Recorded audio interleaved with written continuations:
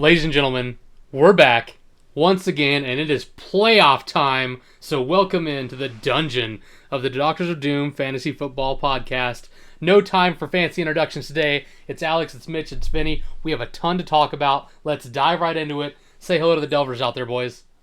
Hello. Hello, it's 1, it's 2, it's 3. Oh wait, all of us. Huh. That's right. We have all made the fantasy playoffs. And normally we would start talking about other stuff and then go into that last. We have so much to talk about today. I want to make sure we're all here for that. So we are going to talk fantasy football playoffs first and then go into real news. So if you're someone who normally listens to the pod to hear the real news and then turns it off at the fantasy time, or you're someone who normally fast forwards just the fantasy stuff, this episode's going to be backwards for you. But it's playoff time. It's college football playoff time. We're going to talk about that. There's some other news stories. There's a lot of NFL stories. But before we get into that, guys, let's talk fantasy football playoffs. We'll start with, of course, with the Doctors of Doom, the dungeon. Hey, nothing better represents the pod than the fact that all three of us have made the playoffs. So you gotta love that. Let's take a look at the overall standings. So Matt and I had a gentleman's agreement. We just shook hands and tied going into the playoffs. So Matt and I are both in, which was never in doubt. Vinny had locked his up. The one person who hadn't locked his spot up was Mitch, but Mitch did secure the win. So did Austin. Same division record. Austin had more points for, so had Mitch lost, Austin would have won that division, but Mitch held on, kept his spot. He held off Dad. Dad tried his darndest to beat you. Yeah, I will. But couldn't quite get the job done. So, Mitch, how relieved are you? Since Vinny and I have been clinched for a week, you weren't. How relieved are you to be in the playoffs? To be honest with you, this is the weirdest. I mean, I'll try and do this, sum it up really fast. This is the weirdest fantasy season for me in a long time I can remember. I had 3 top weeks scored for. Vinny wasn't even close until the last month. It was like Vinny had 1, Adam had 1. There was 1 for Luis in your division, and then all the rest of the top scorers per weekly basis were from my division, and I had 3. And then I didn't even score above 70 for a month straight. So, all right, I'll sum it up this way. If I know this is stupid to say, but I'm gonna say it anyways. Lamar Jackson got 16,757. That was a month worth of his scores. If he just does 22, which isn't even the 24 average that he normally, like not every week, but just that was saying his average, like 1 week 30, 1 week 15, whatever. If he just hit the 22, I'm the number 1 scorer. So if I just had the managerial fortitude to bench Lamar and put in Stafford, then I could be number 1. I was going to point that out because you barely escaped with a W. You know when it wouldn't have been close? If you started Stafford, who I preached all last week, how are you still benching him? Mitch, okay. Please, for the love of God, against Matt next week, start your good quarterback and not your bad one. All right, I don't want to derail this or anything, but humor me for a second. Let's rewind back 3 or 4 months ago. Everyone, Miles, why did you go Joe Burrow over Lamar? Let's pretend Miles even went Josh Allen with that pick over Joe Burrow. And then after that, Luis goes Lamar, okay? I told you guys many times that I would have gone Joe Burrow first. Vinny said on this podcast, wow, I guess it pays to be lucky, talking about me, that I didn't have a chance at Joe Burrow. Fast forward now 4 months. This weekend, who would you rather be starting? Joe Burrow or Lamar Jackson? Answer me this, Alex and Joe Vinny. Burrow. Joe Burrow. Okay, so let's have a little hindsight here, and you guys. But what does that have to do with Matt Stafford? You're so focused on living in the past. Yes, there was once a dream. There was a dream where Lamar Jackson was a good fantasy quarterback. That dream has died. You guys criticize. He's not compared to Matt Stafford. You're not hearing me out then. Miles goes Lamar in that point, or Josh Allen, like you guys all criticized him to do. I would have Joe Burrow and Stafford right now. Guess what? That makes me a lot less biased in making my decision and able to see clearly. If I would have had Joe Burrow and Stafford the whole year, I would have probably been starting Stafford for the last 9 weeks while Burrow is out. And then right now, I'd be having the decision of Stafford versus Burrow, and guess what? Stafford would be starting for me. 100% he'd be starting, because he should be starting, because he's better. But that's my point, is it's like, because now if we go back 4 months ago, and if Miles doesn't take Lamar, I could be in a better situation right now. If he doesn't take Burrow, I'm just saying, if my dad starts Trevor Lawrence over Bo Nix, yeah, he's in the playoffs because you benched Stafford. Well, he's not in the playoffs. You're out of the playoffs because you benched Stafford. Yeah, but that's not entirely true. I could have I get to pick one guy to restart, and then I'll just throw in Well, Higgins yeah, in. but you're never going to start Higgins no matter how much I beat that drum. I mean, I I'm not even. started Higgins I've last I've week, given Alex. up on trying to get you to start the best receiver on your team. I can't Okay, get you to do that. we don't So okay, time out, time out. We don't have to revisit this again, but I did start Higgins last week and he left the game in injury. Every time I start Higgins, he leaves the game. And also to just quiet or respectfully disagree, Waddle is higher fantasy wise than Higgins. So technically Waddle is my best wide receiver. well, yeah, because Higgins missed the game with a concussion. Like Oh, that's he's missed like four. Yeah, yeah, sorry. And then again, true Higgins fashion, he leaves the game in second quarter, and I'm like, wow, I made the correct call with starting Waddle over Higgins. He comes back and gets bombed touchdowns. I was like, well, that was short-lived. Definitely miscalled it. I'm just saying though, and a long way winded short is I'm going to die on this hill, Alex. like if you let Matt get to the fantasy Super Bowl because you refuse to start Matthew Stafford, I'm going to lose my mind. And if I'll I just tell you beat right Matt now. because Stafford does worse than Lamar, or sorry, if I lose to But Matt again, because I started Stafford, I will never forgive myself in the it's the rest of same this argument year's as last history. time. If you start the right player and it doesn't go the right way, Yeah, that's okay. There's not like that happens, right? But when yeah. you intentionally start the wrong player and it goes the wrong way, you have no one to blame but yourself. That's all I'm saying. Yeah, and the last thing I'll say, we can move on from me. I apologize, we've already been on me for a couple minutes, but that I don't the football move or whatever that Isaiah likely made, where he like extended his arms out. Yeah, he didn't have the three steps, but that's a football move. Like a Okay, non-football move is give like, Lamar 6 more points. You know who still outscores him? Matt Stafford. like well, Matt Stafford still beats him. we can move You on. literally, Mitch. I'm gonna say your quarterback can have an extra touchdown. He still loses. No, I'd say they tie, but yeah, same No, thing. he loses 26, 28, 29. I, I don't know but, because he might well, have the passing Also, yards. Alex. just want to Alex, point he'd out, have you know who he's playing next week in the fantasy Super the Bowl? The Bengals. Bengals, who he scored 5 points again last time. Just saying. 2 weeks ago, when he played that amazing Bengals defense, he put up 5 fantasy points, and that's the guy you want to start in the fantasy Super Bowl or fantasy playoffs over Matt Stafford. That's all I'm saying. Yeah. Just for fun, Alex, if he did get that, he would have been over the 225 passing yards, so he would have probably tied or beaten Stafford. Just saying. Oh wow, your big hope is that he ties. That's your big I'm hope. just saying that it would have looked a lot better for You're me. you're coming right, onto Mitch. this If I podcast. gave you 7 extra points, you would have tied. You got me. He's I the can't man. I can't argue against that. If I give your quarterback 7 extra points that he didn't earn, he would have tied the one I told you to start. You got me. I mean, All right.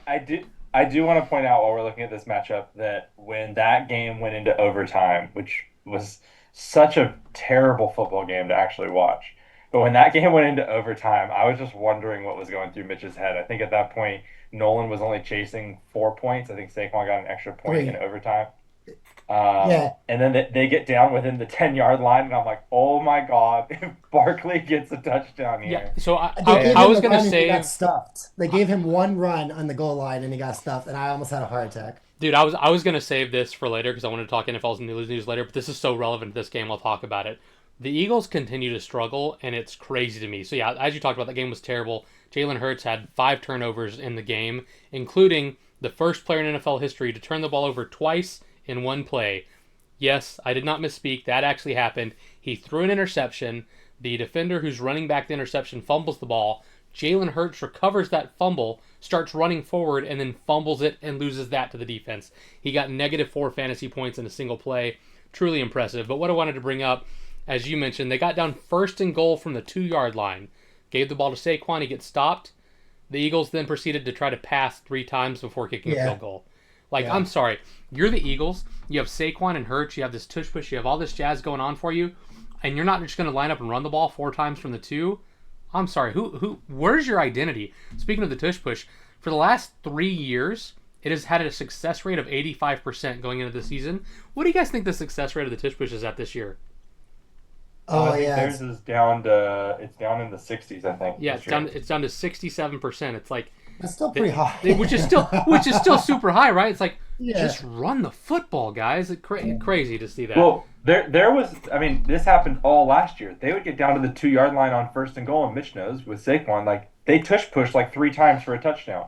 So the Oh yeah, fact I that think yeah. they handed it off to Saquon once and then passed it 3 more times, and there's something going on in the locker. I just don't think they think the tush push is as successful, and maybe the new rules where you can't lean over the football, and they're calling that has changed, where they're kind of keeping an eye on like offensive encroachment, but yeah, or neutral zone infraction. So it's an interesting story because they're obviously not as confident in it this year.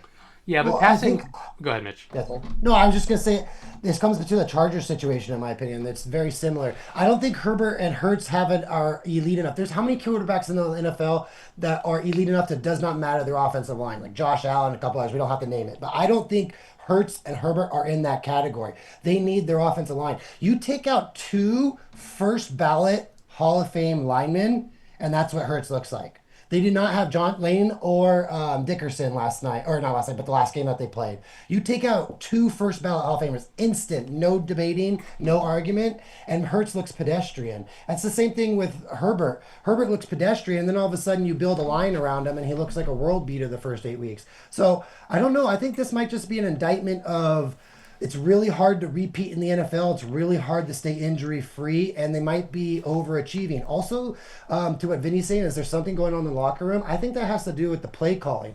Vinny and I debated on this podcast many times. Who's the play caller? Me and Vinny had this conversation many times, months last year. Is it more the offensive coordinator, or is it Hurts changing the plays at the line of scrimmage? And I think there's a big issue going on with that. And Hurts does not know how to play call, I think is what's going on. Yeah, and I mean, but like you said, I just feel. I mean, I get that like maybe they're struggling to run the ball, but like you can't have a guy who had. I mean, he had 5 turnovers in the game. I don't know how many he had up until that point. I want to say he had around 3 going into that play, maybe 4. But it's like, how do you have a guy who's already turned the ball over 3 times and think I'm going to throw the ball 3 times from the 2? Like, that's just not right. Speaking of Eagles struggling to rush the ball, so the thing that made this game close is Saquon finally has been breaking off some long TDs. He broke off a 52-yard? Yeah, 52-yard touchdown, which is what made this game actually close. Here's a fun fact. After that touchdown, that was his 6th of the season, by the way, only 6th. That puts him just 1 touchdown behind rookie Cam Skattebo, who broke his leg in Week 8. That's how bad Saquon has been from a fantasy perspective. He has less rushing touchdowns than Cam Skattebo, and Cam Skattebo has not played in 6 weeks. Isn't that crazy from a guy who was we can make this a thing in our league. We could be like, next year when we draft, we could be like, are we going to get the Mitch Barkley, or are we going to get the Nolan Barkley? And then we could be like, are we getting the Vinny CMC? Are we getting the Chris McCaffrey? That's going to be a real thing next year. But I don't think the Vinny Chris comparison is fair, just because like the Vinny Chris one wasn't that Chris McCaffrey was bad; it was that he was hurt and didn't play. Barkley's not hurt. It's not like Barkley's playing through like an injured leg. He's just not any good. I think that's a key difference there. Yeah, McCaffrey came back like around week 10, and he didn't account for 37% of the Niners offense. Like, you look at all these next gen stats and all these other things, like, it's just McCaffrey so far ahead of anybody else on these usage stats. And the fact that Vinny gets him on a 37% of the Niners offensive total output and he's not hurt is just wild to me. Well, Vinny, hopefully he takes a knee and doesn't play this week, because this is what the matchup looks like. I'm telling you right now, I would like to know Vinny's little prayers on Sundays when he's at church. I think he throws in a little CMC into there. I think he does. Vinny doesn't get to have London. London is out with an injury, so he's hoping that CeeDee Lamb stays out, because CeeDee Lamb got concussed. But it was a Thursday night game, so there's an outside chance that he can play on Sunday. Normally you can't clear protocol. You need about 10 days to clear concussion protocol, so if you get hurt week 14, you can't play week 15, but Lamb got hurt on a Thursday, so there's a chance. So anyway, this is the playoff matchup here, me versus Vinny. Right now, Vinny is a slight favorite, and then we have the other one where right now you're projected to win by 1 million, because Matt, as always, has an illegal roster. Once he has a legal roster, we'll see what it looks like. Right now, you're projected to win by 90. Alex, I have a question real quick before we move on. What's more likely next year? What's more likely? Barkley returns to his form that he did last year, or CMC returns to his Chris Lee form where he's injured and not sure if he's playing? I mean, what's more likely? The CMC thing is more likely, because I think Barkley was a fluke, so I don't see him returning to that. Gotcha. I've never been a big Barkley guy. Like, if you look at his career numbers, he had one good season before last year.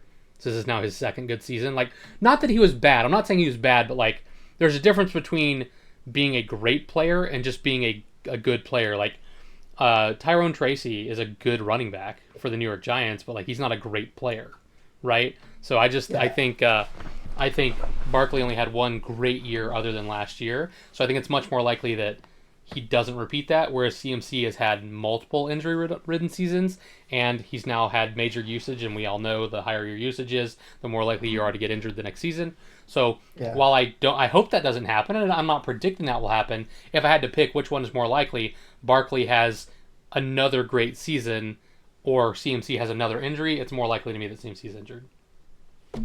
Yeah, I would probably agree with that. There's nothing that I've seen this year that says that next year Barkley's going to be great. Does that make sense? So, like, it might not even just be Barkley. It just something is off in Philadelphia, and it's just a strange, it's definitely not all on him. I mean, scenario. Mitch touched on the offensive line, right? It's definitely not all on Barkley. This is not meant to be me bashing Saquon Barkley. For sure. But I'm just saying I don't see him returning to that level that they were last year. The last thing I'll say is, like, Barkley, if you guessed what running back he is right now, overall, where would you put him at? Just overall in the season. In non-PPR? 9. Yeah, non-PPR. Running back 15? Would you say, Vinny? I think he's like 8 or 9, probably. Yeah, he's 11. So that's what I'm saying is, like, at least if you get Barkley's floor, or whatever the argument is when we do floor and ceilings talks a lot pre-draft, like, at least you're going to get the 11 running back in his worst years, whereas CMC won't play. So, like, I'm just trying to point out the Vinny, like, count your blessings. That's all. We can move on. Okay. So this is the playoff matchups in this league. There's one other league we do need to look at the playoff matchups for, and that is the Money League that we're all in. Did we make it? Well, did we make it? So I didn't realize this. This league actually plays 15 weeks before playoff starts.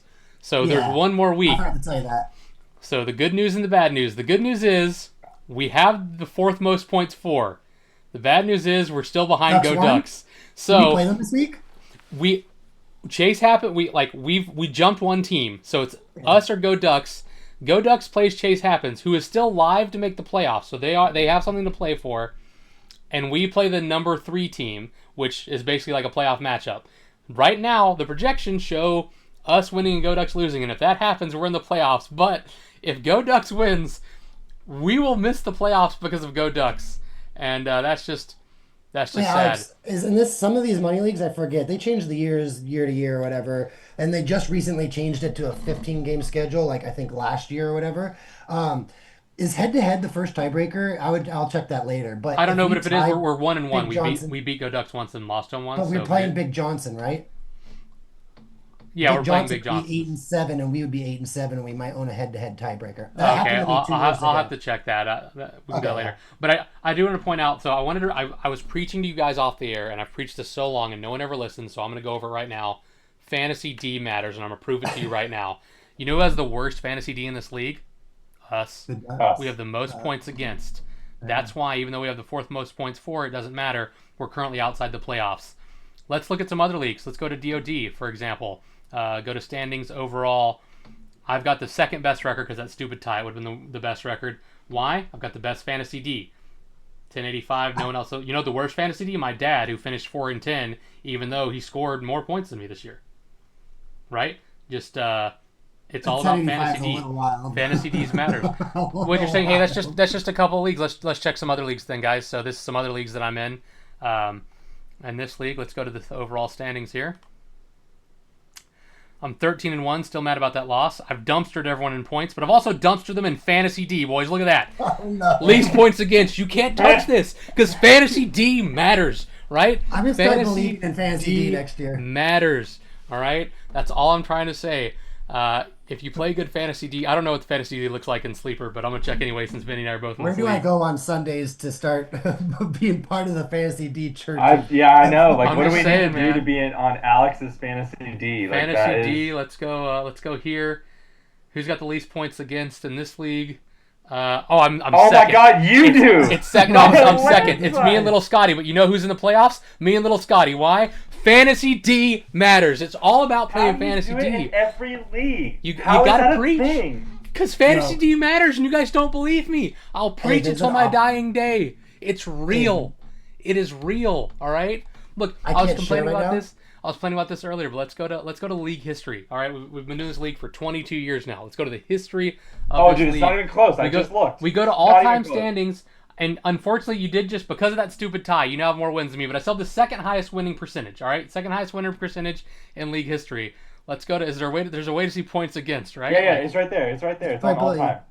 Oh, Go back. Oh yeah. Let's go to points against. If you sort by points against, let's see. Look down here. Fantasy D matters. I will preach it. I will preach it. I will preach it until you guys learn how. And before anyone tries to say, "Oh, your division wasn't good. That's why your fantasy." Well, let's look at my division. 9-win team, 9-win team, 7-win team, 6-win team. Division. Our division had 31 wins. The next best was this division, 27, and then the worst, 24. We had the most wins in our division, so I'm in a great division. I'm always in a great division. Matt has add up the points for real quick. Matt is a perennial Super Bowl contender. So am I. I just don't happen to win them like he does. Everyone in this division has a Super Bowl title. I mean, it's all about Fantasy D. So if you play fantasy football at home, Fantasy D matters. Don't ever let anyone tell you otherwise. Defense wins championships. I mean, just ask Sylvia. She has 6 wins on less than 1,000 points, and That's Austin insane. has 6 wins on like 1,400 points. On 1,400. Yeah. Got to play that fantasy, boys. My loss to Sylvia and Miles this year absolutely destroyed me. All right. But while we're on the topic of Fantasy D, yeah. Can you just go to League right here at the top, hit schedule.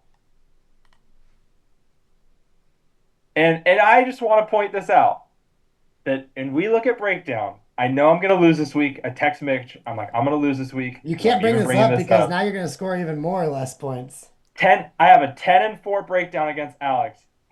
Alex, you are 9-4, and you broke 90 points 4 times all season. Because fantasy matters. What say you? How are you 9-4 with breaking 90 points 4 times? Fantasy D. Alex, I'm 8 you and play 6. the level of your competition, guys. Like I don't need to run up the score. This isn't college. There's no style points, right? Alex, so once I've got the dub, I just 6. lock it down. You beat 90 points 4 times. How many times do you think I beat 100 this year? I mean, I had a better record than you, so what does it matter? I beat 100 points 9 times, and I'm 8 and 6. That means I scored over 100 and have less wins. Less wins. 8 wins, 9 times over 100. We are helping your argument. But I pulled this up today, and I was like, holy crap. Like, the fact that you are 9-4, this needs to be addressed. I tiptoed around it early in the season when we were kind of bagging on Alex's team when he was undefeated or whatever, or like had like 6 wins. I mean, I will point out that my second round your Fantasy D conversation matters. I have a 10-4 breakdown against you this year. Your highest score total was 96 fantasy points. You broke 94 times, and you're 9-4 and in the playoffs in DoD. Like that is. If not for a missed extra point, I'd be tied with you the best record in the league. And I do want to point out, before anyone tries to bash me like, oh, I didn't score enough points, my second round draft pick went out for season week 3. Okay? Yeah. So that definitely hurt my team. I also traded a ton of people for CeeDee Lamb the week he got injured. Now, I did that on purpose, but still, so I was missing another one of my star players for a lot of the season. So it's not like I was at full strength all season and put up low numbers. But hey, fantasy matters. You play who you play. In our league, you literally play everyone. You play your division twice, which means I had to play another playoff team twice, which a lot of people can't say. So, I did my job. I'm in the playoffs, and we'll find out what happens. Because once you're in the playoffs, anything can happen. So it's me and Vinny. Did you beat Matt the first time around? Did you beat Matt the first time around? No, he beat me. You're 0-1-1. Yeah. Well, that's why I was hoping that we would get to play, because if Vinny had lost, Matt and I would have gotten to play potentially.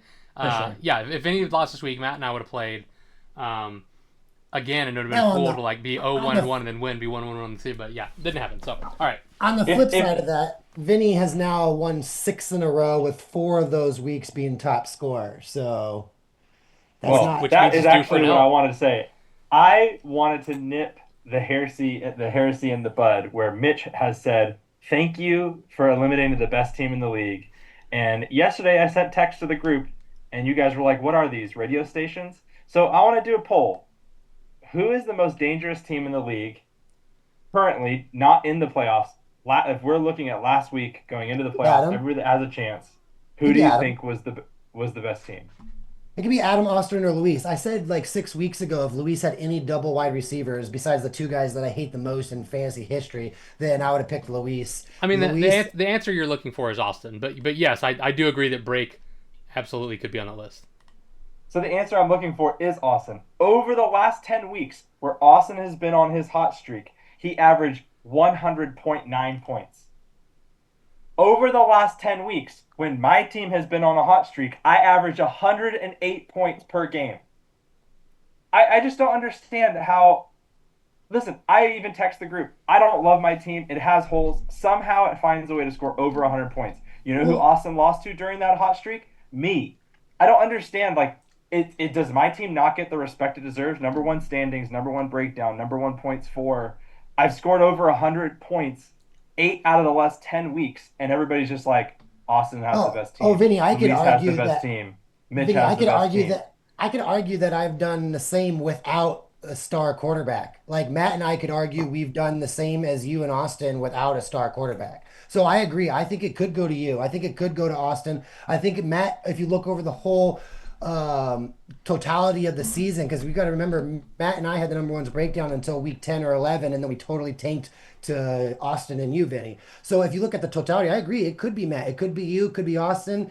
I agree. But as far as individuals, I don't like teams that have heavy cores. That's the only reason, Vinny, this year. I mean, it's the same as when we played 2 years ago or 3 years ago. You and I thought we were going to go against the Super Bowl against. We could have been in the Super Bowl 3 years in a row if it wasn't for Silly, right?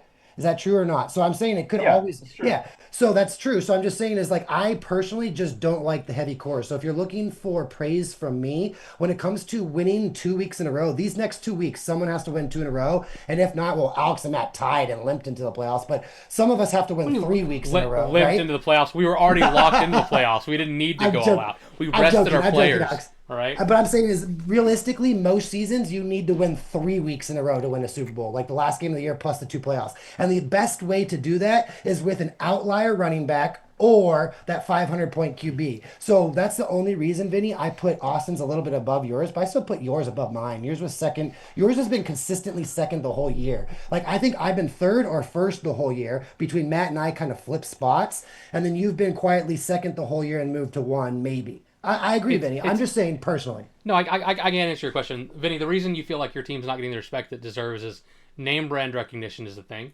Um, Tylenol and the Walgreens brand aspirin are the exact same medicine, right? Kirkland. But one costs more because it's name brand, right? So when you look at your team, and I look at Chase Brown, Jalen Warren, Brian Thomas Jr., Michael Wilson, no, none of those guys are names that I'm worried about that guy. Like, yes, Michael Wilson's been putting up amazing numbers with Jacoby Brissett, especially when Marvin Harrison Jr. is out.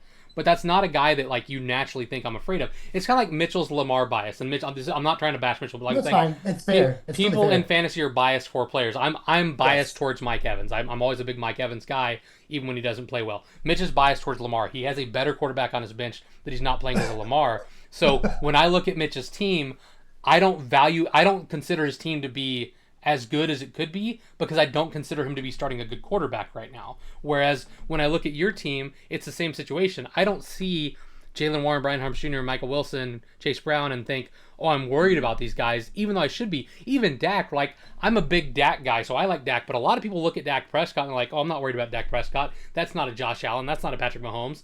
No, he's just as good as them in fantasy this year, though. And people don't always recognize that. So I think it's just a recognition because when you look at your team, there's no one that like jumps out like, oh, I'm afraid of that guy. Whereas when you look at Austin's team, where was his team at? Bijan and May is very when scary. when I look Week when I to look at week. Austin's team, like yeah, they didn't do as well this week, but when I look in like, oh snap, Bajan Robinson, Nico Collins, Jackson Smith and Jigba, Brock Bowers, like those are some big names that are scary at those positions that I'm worried about. So even though you guys are scoring around the same points, 108 and 109, the name brand recognition and the player biases in our head is why we're more afraid of his team than your team. And also, No, also, and correction, 100.9 versus 108.1. so you've Over those scored 10 weeks, I've 8 points. outscored him an average by 8 points a week. But I get it. I get what you're saying. But I'm also like trying to fill gaps from like Odunze getting hurt and London getting hurt and That's what I McCaffrey was gonna being say, on a Vinny. bye. And I do that, and the team still like aside from last week, which I got lucky to pull out a win. We all know that. But like I've been filling random holes in my lineup all season and still scoring over 100 points almost every single week. That's just props to you being a good fantasy manager because you drafted all these guys, and that's why it's not as sexy to us as like you're filling in random guys. Let me give you an example. Michael Wilson last week, I know it's a great start. I'm not trying to knock it or anything. He got 26. Chris picked up Michael Wilson and started him against me the week before. Same scenario, same injuries to Harrison, blah, blah, blah, and he got 3 fantasy points. So it's like, are you like, yeah, Vinny, you got 26 from Michael Wilson, but Chris started him the 2 weeks before and a total of 14 fantasy points. So it's not necessarily that your team's not scoring as they should be. And also the one thing I will say for you, Vinny, is Matt and I talk about this all the time. You either win in this league with the Breeze Rogers strategy or you win in this league with the Travis Kelce strategy. You have to hit on the running back, that's a given. Everyone does, otherwise you can't compete. But after that, it's either a top QB or a top tight end. You're winning right now with Kelce strategy, but his name's not Kelce. That's why it's not that scary. McBride, once he puts up a couple champions, say you win this year and you win the Super Bowl, and McBride puts up a couple fantasy DoD championships, and then you have McBride a couple years from now, people are going to be like, wow, I don't want to play McBride because he's given multiple championships. That's all I'm saying. Well, there's also like, the Jacoby Brissett. I mean, the best thing that ever happened was Kyler getting benched. Look at the Kyler stats, and then look at the Jacoby Brissett stats, right? Like that's so like we don't think of him that way. Also, another point that I want to take. Circumstances matter. It's not just the name brand, it's also the circumstances. And look, earmuffs if you're listening and you're one of these players. I'm not trying to throw shade, but I am. Vinny, you've been in the lead in your division for a few weeks now. You just had to hold off Brake and Cameron, who are historically not playoff teams. Mitchell had to hold off Austin, who is a multi-time Super Bowl winner, right? So the circumstances matter. Austin was trying to chase down Mitch. That was a lot scarier scenario for a lot of people than all you had to do was hold off Brake and Cameron, and then you got a couple of games where you kind of got some free baskets. Like again, we talked about this. You would have won anyway, but you started Cameron when he left a guy that's anyone that had Emmanuel Wilson that week started him in any league except for Cameron in this one, right? No. And he leaves 22 points on the bench. So we don't give you props for that win because you should win that anyway. And then this week, like. You win by 18 when Brake's quarterback gets -1. Like, if Jalen Hurts gets 19, which is very reasonable, that's another loss. Like, again, scoring 119 and losing, like, that would suck. But I'm saying, like, circumstances matter. Like, and Brake kind of made the similar issue. Like, he leaves Pollard on the bench, goes with Hunt, which, like, I understand that. I'm not knocking that, but it's like, there's a lot that could happen. I'm just saying, like, you hold the not just name brand of your players, but the name, not the organizations that you're trying to hold off are different than Mitch holding off Austin. And also Mitch having to play Dad, which we all know, again, like Dad's record wasn't great this year, but he had the worst fantasy D. He had the most points scored against him by a large margin. And also, historically, no one beats Mitch more than my dad. Oh, it's not even close. No, so like I totally get it. Also, and I'm not like looking for like No. It kind of sounds like anything. you are because you're about to get in the Shark Tank it's this week. It's just one of the things. It's just like I know we've been doing this all fantasy season long, and I just think, and even I have said I think Austin had the best team. Like I've said that too. But at some point, it's like, damn, when does like Team Phoenix get a little respect on their name? Like 10-4, most points for, biggest breakdown. Aside from the first like 4 weeks of the season where my team I like started the wrong player every single time. I just wanted to highlight, like, listen, hey, I'm here too. Like we keep talking about, Alex and Matt in the playoffs and Mitch in the playoffs have to go through the blacks, and I'm like, well, let me put it this way. Just a little respect. Just looking for a little respect here. That's it. Let me put it this way real quick, Alex, because you said it pretty well. The other thing too is like last year, if Austin didn't have a crazy amount of injuries, he finds Chase Brown. He drafted Chase Brown 2 rounds ahead that I did. That's why I went Harvey earlier, because I thought Austin's Broncos, he'd be alerted to it or whatever. He drafted Chase Brown. He picks up Dowdle. Name me a time when Cameron or Adam play waiver wires and get a top 5 running back. It just doesn't happen, Vinny. So like if Adam and Cameron don't draft well, you're fine in your division. Miles plays waivers like a crazy boy. So I'm not including him, but like Austin and Chris are extremely talented at playing waivers. So I guess that's kind of part of what Alex was saying, is we kind of just kind of like overlooked your team a little bit. But am I going to get knocked for that for like ever? No, like it's not like we picked these divisions. We picked these divisions 20 years ago. We're never going to change them. So like, am I always going to have an asterisk because I was randomly plugged in the integrity division No, and I think Cam your and division Adam is harder can't get than their shit Alex's together. division. Well, I mean that's just wild. That's factually untrue. But I think in the last I 4 years it is. I think until I mean, yeah, I mean, I will say that Brake's definitely been better as Yeah, of late, Adam stepped up but yeah, massively. until someone else in your league like puts in an effort, like is your league the only one where no one else has a championship, right? Yeah, the participation division, Yeah, we right? have two total. Every We literally have two total. every team in my division has a championship. Mitchell has multiple 3 out of the 4 teams with multiple championships. Your division just has one person that's won, and it's you, and so like that's great for you, but like it's Break's team was great this year. Break's team was great last year. I'm not knocking it, but it's like there is a difference between I have to hold off Break and I have to hold off Austin. I know if Matt doesn't like this or not, but we always say So it like, is. So the answer is yes. So yeah, well, my but, team will always have an asterisk because the And division I'm in, I can't do anything about it. and until either you become a dynasty or someone else in your division steps up and shows that it's not a one man division, yes. yeah, I kind of agree. The other thing too is like we always say Matt's a great at waiver wires. He even tries to lose early to play waivers. Well, like that's a strategy non-existent in your division because no one plays waivers. Well, no, it's not. It's not. It's just like like if Vinny rips off a couple of Super Bowl, like he went to Super Bowl last year. If he goes this year and wins, and goes next year and wins, like then you've built your own respect. And it doesn't matter what anyone does. Conversely, if Break next year has his 3rd consecutive good season and finally gets over the hump, and he actually does something and makes a Super Bowl or wins a Super Bowl, like then that changes things. If Miles finally has his bad luck streak end, where like he drafts a team that we all think is good, and then the team's just terrible because they all get injured or don't come on till late or whatever. Like if his bad luck streak ends and he actually has a good team, like that changes things, right? But like, yeah, you're kind of the victim of your circumstances, and you're just gonna have to deal with it. Also, be honest with me, are you just waking up in night sweats every night, knowing that like you could lose to me this week and then play me I next would week in the do that, Super Alex. playoffs? And I well, no, could do you that. gotta understand, Vinny has to play me potentially 2 weeks in a row because he plays me this week in this league. And then next week, Oh, if I didn't realize if I that. win my match, he'll play me again. But is that the one where you have And like 21,000 points or whatever? and I beat 2100? him in that, and I beat him in that league last year to win the chip. So like, are you just having night sweats? Oh, That's gonna dude. happen to you again? I knew the instant that I was about to talk crap about points for that I'm losing this week in DoD. Like it's just not even like I've already resigned the fact that no offense to you, Alex, I'm playing the team with the least points for and the worst breakdown in the playoffs. I have the most points for and the best breakdown. I'll own it. My breakdown's Like terrible. I am going to lose. Like that is I am 10-4 against you. I know I'm gonna lose this week. Like it's just Vinny goes it to just win. is what it is. It's in the cards. Like I've already seen the writing on the wall. Look at my breakdown this It's season. just gonna boys. happen. So it could You be don't even have a injuries. 500 breakdown. I'm gonna lose. It could be Like, the it's just injuries how to it is. QBs. Sorry, Vinny. It could be the injuries to QBs, and I'm just Vinny's gonna be at Wednesday night mass, Thursday night mass, Friday night mass. Saturday I night deserve to be. And then we're sitting here, it's like, oh, well, your team has to have a dynasty. I have the second most wins in our league and the second most points for in our league. For whatever reason, I just can't win in the playoffs. So it's like I know I'm losing this week to Alex. It just is what it is. Well, we weren't. Okay, I so- mean, I want to point out we weren't bashing you. We just weren't giving you flowers because that wasn't, and also that wasn't the story. Like going into this week, the only matchup, the only games that mattered was Austin had to win, and Mitch had to lose. So those are the only 2 games that mattered. Like sure, like there was seeding that mattered, right? If I had beat Matt or Matt had beat me, or if you had lost, like that could change seedings. But those 3 teams were locked in the playoffs, no matter what.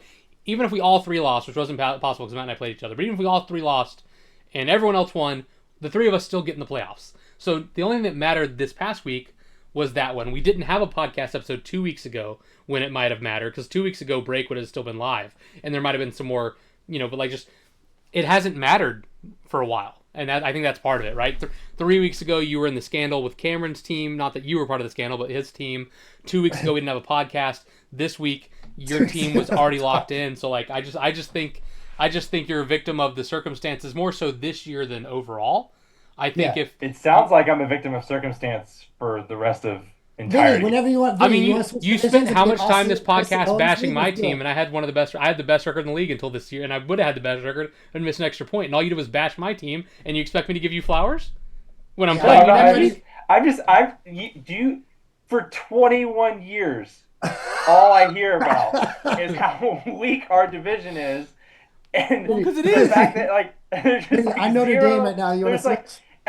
no, you want to know what irked me is when Mitch texted the group, the entire fantasy league, and said, thank you you should all be thanking me for eliminating the best team while I beat Austin during that streak and averaged more points during Austin's hot streak. Okay, I want to point out. I backed you on that text, Vinny. I pointed out that not only did both you and I beat Austin this year, so we are the ones that helped keep him out, not Mitch. But Mitch lost by 60 the last time he played Austin. Yeah, so, it's a joke. I didn't beat Austin and I knocked him out. That's why it's a joke. I lost to Austin, but still knocked him out. So it was a joke. We're sitting here saying, I will never have respect on Team Phoenix. No, that's not true at all. Adam and Cam and Miles don't know how to play fantasy football. Well, okay, look, this isn't what I wanted to make the pod about, but let's be real. So besides Mitch, who do you think is the best player in the intelligence division? Not this year, but in general. Austin. Okay. Besides me, who do you think the best player in my division is? Matt. Who do you think the second best player in your division is besides you? Who knows? Well, no, hold on. But that's not the argument. Hold on. I understand how trash it is. Vinny? I would say it's... Who is it? At this juncture, I'd say Adam. He's had a strong team like 4 years in a row. And would you trade Break for either Matt or Austin and bring them into your division instead? I don't know. Probably not. No, but you Austin wouldn't. has also been terrible like 4 years in a row. I mean, he has, but you wouldn't. I know I wouldn't, but I would rather take. I get that. I get that your divisions are harder, but then what do I like? It just doesn't make sense to me. Like I'm just stuck. You need to be part of the. You need to be part of the story. You need to be part of the story. I'm stuck with the names that were on the hat 20 years ago when we were 15 years old. And the storyline will always be Integrity Division sucks. But you had I'm the best team in Integrity Division. Yosias and come on, and Jimmy. I'm not arguing for my division. I'm just trying to figure out when do I not become the champion of NFC South and actually become a Super Bowl contender on a regular basis? Rather than be like, oh, you came out of the AFC West, good for you. Like. You're making me say swear words on here, and I know no one. I mean, hey, you've got a platform because you got a podcast. Maybe talk yourself up more instead of waiting till you've waited till week 15 to complain about not getting flowers.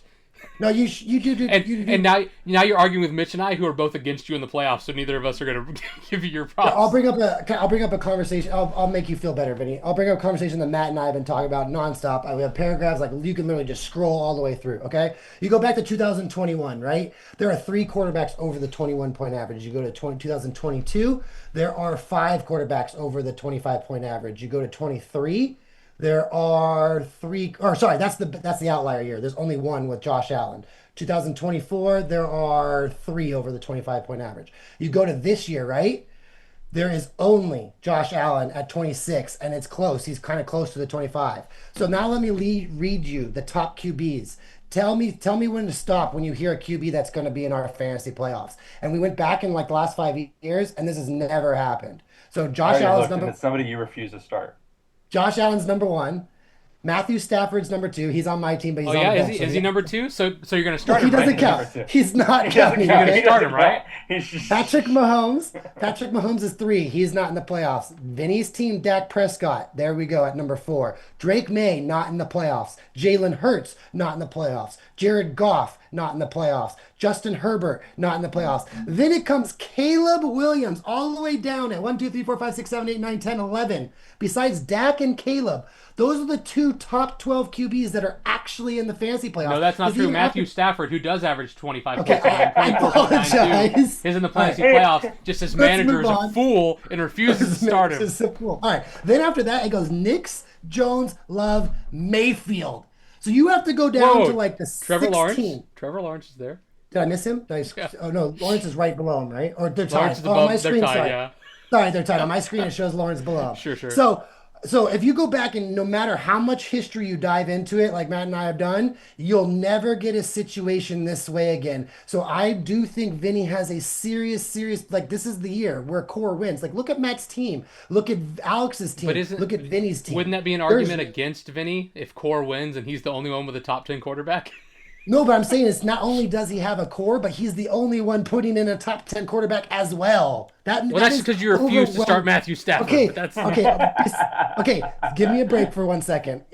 In my defense, each of the last 3 games Baker Mayfield started, he has had a wide receiver drop a wide open touchdown. Abuka dropped the touchdown. Don't bring up wide receivers dropping Godwin touchdowns, dropped the touchdown. Alex. You're gonna hold that against me. Saying, Too likely here. I know. I'm just having fun with you, Alex. I hope everything's cool. But likely didn't drop it. He had it knocked out of his hands. There's a difference between he a made ball a hits you in the football hands, move. no defensive backs in the area, and you drop the ball, and the ball hits you in the hands, you catch it, then a defensive back strips it, and the ref makes a horrendous call. Those are Right. two So we different have scenarios. no outlier quarterback except for Josh Allen. Josh Allen is the outlier this year, and heaven forbid he's not a top 5 pick in our DoD. I love how Okay? you say it has to be 25 points, so you're not counting Matthew Stafford's 24.92, just so you don't Okay. have to mention him. Okay, let's count him, but he's not existent. Okay, he's not gonna play. So let's just He's trying ignore so him. hard. He's like, we're gonna make this cutoff 24.93, just arbitrary. Yeah, okay, we can include Stafford. That's fine. There's 2 this year, and one of them doesn't exist. Let's put it that way. All right. So realistically, unless I'm starting Stafford, Vinny is the only one with a top 12 quarterback in the fantasy DoD playoffs, and he might have the best core. I mean, Dak's who So, I wanted. I mean, I was on record saying that. oh, But Vinny knows. Vinny beat me Vinny to knows. him. I don't want to take credit from Vinny because Vinny is a great fantasy manager. But Vinny knows Dak has been my plan B for 3 years now. I tell Vinny all the time. It's always Dak and Jaden, or this year it was Dak and Love, and the year before it was. It'll come to me in a second. But so I think it was Dak and Ryan or something on the Colts. But anyways. Yeah, so great pick. Vinny got him. Vinny successfully drafted. If you look at these guys' teams, Vinny's all drafted players. And if Vegas were doing odds, Vinny, I think you would be the heavy, heavy, heavy favorites right now. All right, you guys ready to transition away from fantasy playoffs and start talking actual news? Sure. Wait, I want. Wait, can we? Before we transition, So help me, if this is another 30 minutes about your team, Vinny, I'm going to lose my mind. Go ahead. I just want to hear from your mouths that there's respect. No, I'm just kidding. I'm literally curious playing you if- this week. I'm not going to give you No, that. no. I just said you're the heavy favorites, No, not I understand. favorites, heavy No. favorites. Listen, and I think there's going to be a lot of bias in here because of all 3 of us made the playoffs. If you had to pick realistically which team wins the DoD Super Bowl, who are you picking? Which Lamar do I get, Vinny? You get It depends. 2025 Lamar. Does Mitch finally wake up Do and I start start Stafford? Stafford or not? If Mitch starts I mean, Stafford, the I'm fact picking that I'm Mitch. sitting here looking at Stafford playing the 27th ranked passing defense Yep. and an offense, and you're still going to start Lamar Yep. to make it to the Super Bowl. That's almost like I'm a terrible fantasy It's- man. And fantasy just manager. as a reminder, Lamar Jackson scored 5 fantasy points when he played this team. Oh, but 2 weeks Lamar ago. is playing the 31st ranked Look, passing Right, but he team, played him 2 weeks ago so- and put up 5 points. Can I be hypothetical right now? Joe Burrow got hurt, and Miles is his own fantasy manager, but I said Stafford first, Daniel Jones 2, Darnold 3 at the time. And then later in the season, Matt was talking about a QB, and I was like, I don't understand how Stafford's there. And Matt's like, oh, I don't think Stafford's going to cool down. He has the back injury. I picked up Stafford when there should be other fantasy managers in this league holding him. And I even think Vinny should have grabbed Stafford at some point when Dak had his like week 3 to week 5 little slump or whatever. So I don't know why I'm getting blamed for holding Stafford. You're not being when blamed for other holding fantasy Stafford. You're being managers- blamed for having I him on mean- your team and not playing him. Yeah, well, If let's you go blame back- all the, if- let's blame if- Sylvie, I've Matt, had to listen to you. Miles. I have had to listen to you preach about the 400-point QB and about how the only thing that matters is QB, and you have to have a Yeah. QB to win in DoD. I have heard Yeah. you preach that to me for 20 years. Yeah. You currently have the number 2 fantasy quarterback, and it's not close. He's 18 points ahead of number 3, and the gap gets further as you go down. You have the number 2 fantasy quarterback on your team, and you refuse to start him just because you're biased towards a guy who has not been good. Yeah, that's all very true. My only defense is that if we had better fantasy managers in our league, I wouldn't have the option to have Stafford right now. I'm looking at you, Yeah. Matt. I'm looking at you, Sylvie. I'm looking at you, Miles, and I'm looking at you, Vinny. I mean, you can look at me too. Yeah, okay, in my my quarterback's defense, down here. when I I wish needed- I'd picked up Stafford, and if I had, I'd be playing him. When I needed a quarterback, Caleb Williams was somehow magically the quarterback too because he put up like 3 30-point games in a row. But if you rewind true. to our post-draft podcast, we asked the question, why is Matt Stafford so low if Puka's the 5th wide receiver off the board and Devontae's the Devontae's 12th like wide 14, receiver yeah, off 14 the or board? 12. And Yeah. I think we got our answer this year. We all thought that maybe Stafford was going to get a little injured and the risk was baked into him, but it wasn't baked into the wide receivers. Obviously, we were all wrong because Stafford is QB2. Look, I get you guys maybe we not should have going seen the writing on the wall a little bit. But then, yeah, you can have the same argument for a couple years with Tua. Like, why is Reek so high and why is Waddle so high? So, I don't know. There's this weird thing that happens. So I agree, Vinny. The first month, if you were still looking to evaluate Stafford, I picked up Stafford week 7. And oh, by the way, when Lamar got hurt week 4, I started Jackson Dart for 2 weeks over Stafford. Stafford was on my bench. I started Jackson Dart, and Lamar was hurt. So it wasn't even like, oh, okay, the first couple weeks, yeah, sure, back problems, spinal fusion, or whatever he had in the offseason. But then after a month, I was like, yo, Stafford's going to be a top 4 guy. Someone pick him up. And it's like week 7, and no one has him already. So I'm just throwing that out there. Hey, how about the fact that we're two Super Bowl team? We are two teams that are in the playoffs, and you started Dart for a stretch. I think I combined probably started Caleb Williams and Dart for 4 or 5 games. Like that is Matt is starting Caleb Williams. Like Yeah. this is a weird year for It's sure. the But no, year of the non QB. we got off topic. 100% the year. Yeah, You sorry. you get 2025 Lamar Jackson, whatever you categorize that as. Is he Okay, the then I 30 think I point have the guy best or the chance. 5 point guy? Okay, Alex, who do you think is winning the DoD Super Bowl? I mean, do I get to pick me? Like, why would I pick against I You just myself? pick can me, you can Alex. you can pick you if you think that's if you genuinely have the best chance to win. This is trying to put our biases aside. Who do you think has the best chance to win? Okay, bias aside, you, Vinny. I mean, look, I have to pick me. I'm not going to pick against myself. But let's assume that I can't pick me, so I can play your little game. It really depends. Mitch, are you committed to not You can starting the pick- best quarterback? No. You can pick you if you think you're gonna win.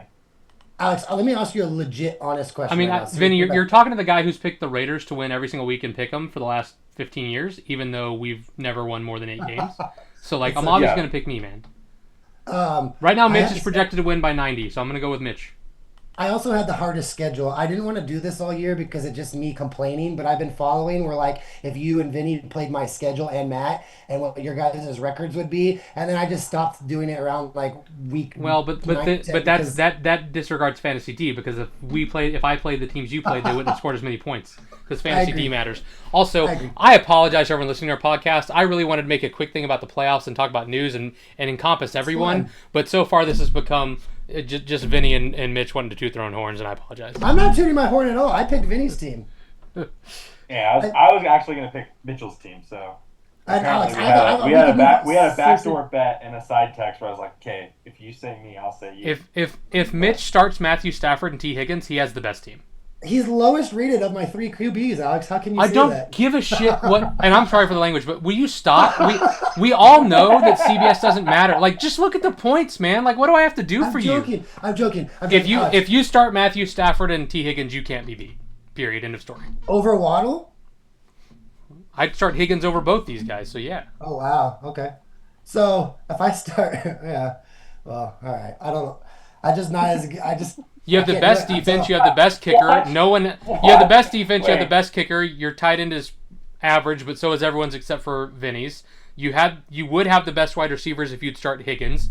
Jonathan Taylor's on a downward slide, but any given week he could It's be the the number best one running rushing back. rank, Alex. So You're looking at the number your one running rushing backs rank right there. are solid, and then I'm talking about lately, not like Yeah, he doesn't have a that's quarterback true. anymore. But then your quarterback is your weakest position by far, but that's only because you have the second best fantasy quarterback on your bench and refuse to play him. So if I had to pick a team to win, I would pick Mitch if I thought he would make proper coaching decisions. Since he won't, No. I'm going to say whoever wins between me and Vinny wins it, and I'm going to pick me because I'm not going to pick against myself. So basically, Yeah, I I will can't get say- on my own way. Gotcha. I'll say this as well. My favorite part about this entire podcast right now is the fact that there is a realistic scenario where Mitch actually does start Stafford and Higgins, and they give them one of their 10.5 point weeks, and Mitch watches Matt go to the Super Bowl by trying to be. I will never forgive myself. I'm telling you right now. If I lose with Waddle and Lamar, I will be cool. Okay with that. You might be okay with it, but the rest of the world will be mad at you. Yeah, well, you know what? I think I'm very aware of beating Matt, so I don't think I would sacrifice any potential. Like, I don't even play waivers to go defense people, and this is my first time in 22 years I played waivers. Matt and I played in a Super Bowl like 4 years ago, and he blocked like John Brown off me because I had a wide receiver injury, and I grabbed like 4 guys, and he grabbed like 3, and it was literally like he dropped his whole team and grabbed 3 wide receivers or whatever. And so like it's fair game, but I've never done it. This is the first time I've done it, so like I'm very hyper conscious aware of beating Matt. Look, I lost to Matt in the fantasy Super Bowl a couple years ago because freaking John Mechie III got an octopus against me. Okay, so I don't want to hear it. I just That's true. let's move on. John All right, we have a ton of news that I want to cover, and we're gonna run out of time. So let's actually get to some news. But yes, to answer your question, I think anyone could win the Super Bowl. True. But I do think you have the best team if you start the proper players. That's not disrespect towards you, Vinny. It's just you need Michael Wilson to have those big weeks. You need Roma Dunze, who can either have a big week or a bad week, to have a good week. Travis Etienne can have a big week or a bad week, and you have a bunch of hit or miss players, and you've done a really good job as a manager picking the right ones that hit on any given week. You have to pick correctly 2 more weeks in a row, and you've done it for 6 straight weeks, so that's going to be difficult to do, right? Whereas I think if Mitch just starts his best players, he doesn't have to worry about that. He just gets to set them and forget them. The problem is he's not going to do that. I think Matt and I may not have as flashy of teams, but you should never count out Matt, who's got as many Super Bowls as almost anyone, and me because I believe in myself. So no, I completely listen. I picked Mitch too, so we're on the same page. Anyway, all right. Lots of new. We're gonna stick with NFL. I mean, I really want to get to college football before we wrap the pod, but we'll stick with NFL for now because we've been touching on quarterbacks. Speaking of QBs, we just talked about Caleb Williams. Toyotathon continues, guys, and the Bears have now fallen from the 1 seed in the NFC after losing to Jordan Love down to the 7th seed in the NFC. So if we go to some stats here for quarterbacks, let me pull them back up.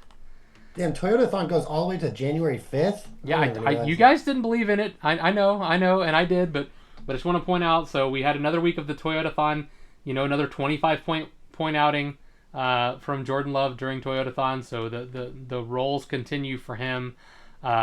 Caleb Williams, we talked about how he's like a top 12 fantasy QB this year, but if you look down the stretch, he's got a lot of bad games, a lot of like, he's like up and down. Like he has like these 42-point games within the 9s, the 11s, the 18s. And I do have a stat about that actually. Let me find it here. So this was, I think, so this was going into last week. Caleb Williams will be the first quarterback to rank last in the NFL in completion percentage and have his team be the number 1 seed since seeding began in 1975.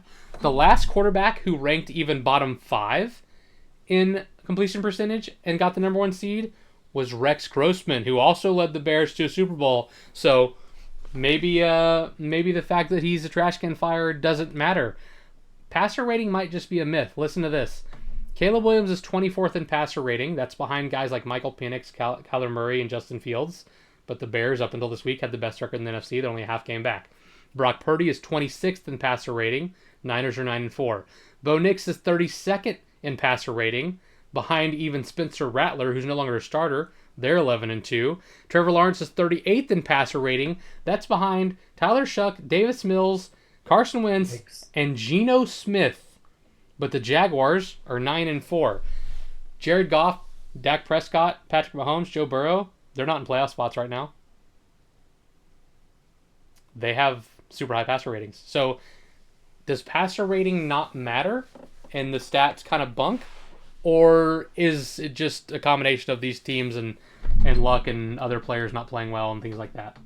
I think, sorry to jump in front of you, Vinny, if you're going to answer, but I think that's why the last 4 years, the third down completion percentage is looked at more than passer rating or whatever. Now, you can argue against, well, what if you have a good team that puts you in 3rd and 3 instead of 3rd and 7? Then sure, but I think the passer rating might be overpassed, or not overpassed, but on equal grounds as third down completion percentage, to your point there. But that's a very good, interesting stats. Trevor Lawrence, so the Jags are winning despite Lawrence. Yeah, Jags are winning in spite of Lawrence. Bears are winning in spite of Caleb. That's wild. Yeah, I don't know. It's one of those years where it's just a weird year in the NFL. Okay, I mean, let's just look at it this way. The top 2 teams in the AFC are the Broncos, Patriots, and the Broncos. Drake May's been incredible. Bo Nix has been meh, right? They both have good defense. I think it's just a year of defense, unfortunately. But why is Patrick Mahomes so successful and he's not playing well? The Chiefs' defense isn't carrying him like it has the last couple of years. Well, and here's a stat about Drake May to comment on that. And this one's a little bogus, but did you know Drake May doesn't have a 300-yard passing game this year? No, he's got a lot of 270 pluses. I'm not saying he's not been good. He has. But interesting that he hadn't had a 300-yard game. Yeah, that's pretty interesting, actually. It's also interesting to see how many games he has between 270 and 300 without crossing the 300. It just seems like McDaniels is just play scripting it from them. His looks like Jalen Hurts, like last year, except for Jalen Hurts was between 150 and 200 all year. Yeah, no, Yeah, look, they're all great because most of them are 250 plus. This wasn't meant to knock him, but I thought it was an interesting stat. Yeah, for sure. The thing I like about Drake May going forward is that offense doesn't seem to be predicated on stuff. So it's like Hurts' offense seemed to be predicated on Barkley being able to run the ball, right? And they're stopping the run, so Hurts looks bad. Like if they stop the Patriots' running ability next year, I don't know if that affects May. It might help May more open up the field. So all signs point. Go ahead, go for May. How about the fact that looking at this, Mitch preaches 25-point quarterbacks, and his RB1 is averaging more points per game than the quarterback he's starting. So he could actually be starting the quarterback 2 and then the quarterback 1, 2, 3, 4, 5, 6, 7, 8. And the quarterback 2 and the quarterback 9 by starting Stafford and Jonathan Taylor. Jonathan Taylor would be quarterback 9. Yeah, so I'm not sure if CBS includes some of these 0 weeks. I know it did for Dart, but So CBS doesn't count weeks where they don't play. So like if you like the zeros for Dart when he was out with a concussion don't count, but if you play the game and get 0, it does. But I thought Dart had came in for a couple plays or something like that, and what was it? Yeah, so like week 2 and 3, Dart came in for 1 rushing attempt each game, weeks 2 and 3, and that's why his is so low. I think Lamar has 3 games. He came out in the third quarter, came out in the second quarter. But yeah, I mean, what can you say? I didn't know he was gonna have 4.75. It's tough. Anyway, so you mentioned Hurts and the Eagles. Speaking of, and I don't want to reopen this whole argument, but we talked about AJ Brown. Since AJ Brown told fantasy managers to just drop him, he has 25 catches, which is second amongst wide receivers. He has 291 receiving yards, which is fourth, 3 touchdowns, which is third, and 59.6 fantasy points and PPR, which is second. So he has been a top 4 wide receiver in every category since he told fantasy managers to drop him. So the Eagles are just kind of all over the place, which I think is kind of interesting. It makes me wonder if he threw a hissy fit and the offensive coordinator just completely abandoned and did whatever they could to make AJ Brown happy. Not sure. You would think when a guy's reading books on the sidelines, you would think that's when the problem started. But then they had the what's his name, the head coach of the Saints, still calling the plays at that time. So I don't know. This one's tough to understand. And if we have this AJ Brown, the one that's shown the last 3-4 weeks with 11 targets every single week, and this guy's a top 4 fantasy player. If we have this AJ Brown. Yeah, I think the issue is just kind of like the frustration you have when he's on your team. You just don't know what you're going to get with the Eagles, right? Like there's no doubt in my mind that AJ Brown is a top quality, top wide receiver in the National Football League. Individually, right? As an individual person. Yes. But yeah, what are the Eagles going to do each week is a big question mark. Speaking of trash can fire teams, so this week we had a real barn burner of a game between the Browns and the Titans. The Browns-Titans game was the cheapest game in the NFL, with tickets going as low as what? What do you guys think the lowest ticket price was being sold to the Browns-Titans game this past week? $3. Okay, you undershot it a little bit, but you're closer than you'd think. $7. Now you've gone too high. Holy hell. That's right.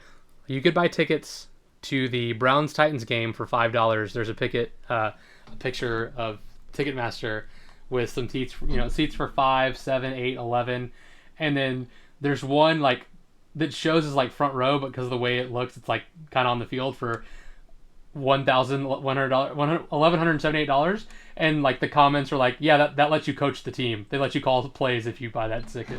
Because there's literally seats that you could be midfield in the lower bowl, the lower section, for $75. That's how cheap the seats were for this game. It was wild.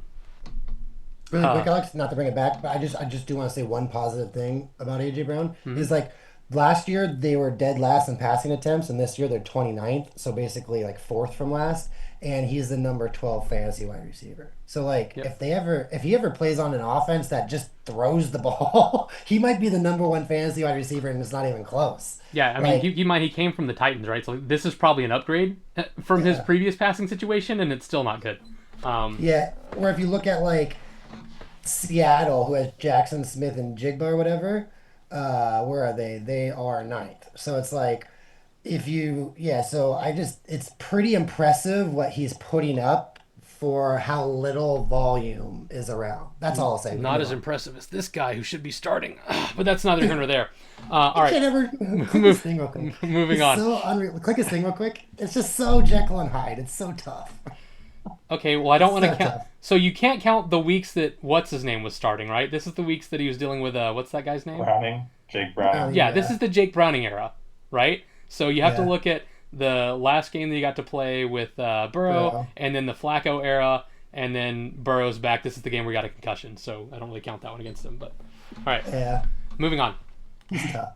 I feel like Alex's main point of the podcast is trying to get Mitch to have his 7th Super Bowl championship, and it's starting to piss me off the more it keeps going on. My bad. You would I'll start Higgins. stop You for would now. start Higgins over Waddle, Vinny? I would consider starting Higgins over Rice. It's because What? if we want to have, I'll be straight with you guys. If we want to have any credibility as a fantasy football podcast, I'm taking it away.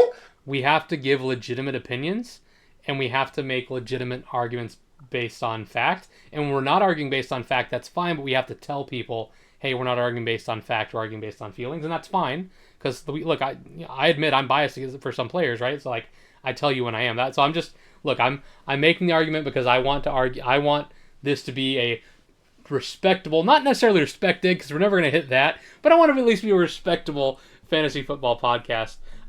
So I feel obligated to do this. Plus, look, you set this up because you wanted Mitch and I to argue with each other. I'm giving you exactly what you paid for, Vin. Yeah. So, I would say Mitch's defense. Okay, I'm kind of biased towards Waddle, so like Waddle is like one of my like Mike Evans. I kind of like him a lot. But now that I'm looking at his game log, I mean, Mitch just called Higgins Dr. Jekyll and Mr. Hyde, and you're talking about a guy who goes 15-8, 14-5, 4-3, 4-13. The So, difference is he gets like 7 targets a game, and I can rely on that. yeah, That's he's just what he does guaranteed the with those- volume. Yeah. And I lied about Rasheed Rice. That was I way knew too much that was a recency. lie. That was way too much recency bias. Pretty sure Rice is going to be a first-round pick next year, Vinny. Let's be real here. Come on. He had calm down. 16 and 21 the 2 weeks before. He had 3 last week. He's had 2 bad weeks. Otherwise, it's over 16. I think he's the highest average. Obviously, he hasn't played the whole season, but if you click on average, oh no, I guess I lied. Nick Jigba and Nakua passed him, but he's been one of the best. He's number 3. So okay, well, here, since we're caught up on wide receivers, here's a question for you. yeah, So we just kind of talked about AJ Brown. So we've seen what Justin Jefferson has been able to do with a good QB in the past versus what he does with a trash can fire QB now. So the question is, guys like Garrett Wilson, Rome Odunze, Brian Thomas Jr., who do you guys think would be the best wide receiver, or the next great wide receiver, the next wide receiver to take the next step into like elite status Marvin if they Harrison had a Jr. good quarterback? So Marvin like, Harrison Jr. I'm not saying like, oh well, Jamar Chase would be good. Jamar Chase is already good with a great quarterback. I'm saying who do you guys think is that guy who's out there in the league playing right now who like is a good player, but you think because of their talent they would be an elite wide receiver if they had a good quarterback? Kind of like we've seen Justin Jefferson as an elite wide receiver with a good quarterback and a mediocre fantasy player with a regular one. I'll rank it right now. I've got 2 names, but I'll let Mitch go. No, you should go first because Mitch is going to name 7 people. That's what Mitch does. I was going to name Okay. 5. Go yeah, on. so you should Okay. go first. I have like a tie because I don't know which one I would take. Because one, we've seen flashes of potential, and the other one is doing it with bad quarterbacks. I'm going to say Drake London. The guy is still wide receiver 12 somehow or something like that and he's missed like 3 weeks in a row. So this is a guy with Michael Penix was putting up big numbers, and Michael Penix was not good. The other one, I mean, it might be the obvious choice, and this is Alex's 2nd-round draft pick, Malik Neighbors. That was my number 1. I mean, right? We're not fooling ourselves. The guy's played with little trash can fires, offenses, and quarterbacks, and somehow was still picked as like wide receiver 6 this year. So, and finished wide receiver 5 last year. He's wide receiver 8 Malik last Neighbors year. is mine, Just but I mean, barely. look at what Drake London did with terrible quarterback play last year and what he was doing this year. So that's why I'm like, I don't know which one to pick, but in my opinion, it's one of those two.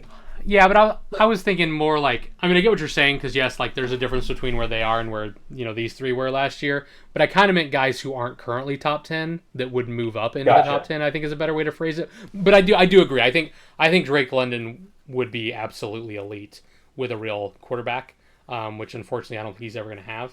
But I think Drake London would be elite. But like other great examples are guys like, look what Terry McLaurin did last year when he finally had a good quarterback. Look what George Pickens is doing this year when he finally has a good quarterback. So like, who do you guys think is like the next elite? So for me, it goes Neighbors, and then after that, it's a tie between Olave and Nico Collins. And then, am I allowed to have Hill in this conversation? But Yeah, I know. I was thinking like, where's Waddle? I do agree with your Marvin Harrison Jr. I yeah, don't think his Marvin is just a quarterback problem. I think he also has an offensive coordinator problem. coordinator He doesn't know problem. how to use it. Yeah, I think he's overcoming too. Uh, So Neighbors and Harrison are there, and then I would go Nico and Olave next, and then Hill at five. Or, I mean, I hate this. I don't really want to put Wilson up there. But he's just so talented. I just don't know how healthy Rodgers was that year, so it's tough for me to say. But I would say someone like Addison, like a Jordan Addison or something like that. If they get an elite quarterback, I think they have a chance to rise into the top. So this is a very interesting question. But I would go Harrison, Neighbors, Olave, Nico, and then I don't know who my fifth would be. I guess. Yeah, because like you where do you have guys put like a guy Michael like Wilson like have these monster games, but that's because they get 20 targets. Like you're not gonna get 20 targets. So like yeah, like I think it's got to be someone that has the talent, but isn't being properly utilized. A couple years ago, I think Vinny and I might have both said Michael Pittman, but that ship sailed. Well, how about this for a sleeper pick? What about Devontae Smith? This is a Yeah, for guy who sure. has like games where he literally blows the ceiling off the team. Look what he did in the Super Bowl. You're talking about a quarterback with a wide receiver too, who is arguably just as good, if not better, than AJ Brown at what he does. Finished in like the top 24 in PPR leagues regularly, with a team that is the lowest passing volume, and also he's a wide receiver too. I might think Well, a decent sleeper pick. I know you guys aren't big on like Zay and stuff like that, but could you Oh Lord. imagine if Devonte Smith or Nico was on the Ravens? Like, I or you know what I mean? Like, I know you guys okay. are like, well, look at Zay. He I doesn't will say this. like, I will say this forever. I think Lamar Jackson's a great quarterback. He for whatever reason does not produce fantasy wide receivers. Now, will sure, there be better with him? Yes. Like, look, he threw for 40 touchdowns and like 4 interceptions and 4,000 yards last year. He does not produce fantasy wide receivers. It's nothing against Zay Flowers. If we're just looking at it from a fantasy perspective, yeah. he doesn't. He never has. He never has I just would produced like to somebody that you like to imagine a start. Nico Collins on the Ravens, though. I feel like, you know what I mean? Like, I know You what you're have one. saying. I You get have it. Zay Flowers. You have Zay. Yeah, He's but going to be wide Zay's like receiver five, 18. 5'9", like a buck 90 wet. Like Nico is a He means freak like athlete. a true like one style wide receiver, not a Yeah. slot receiver.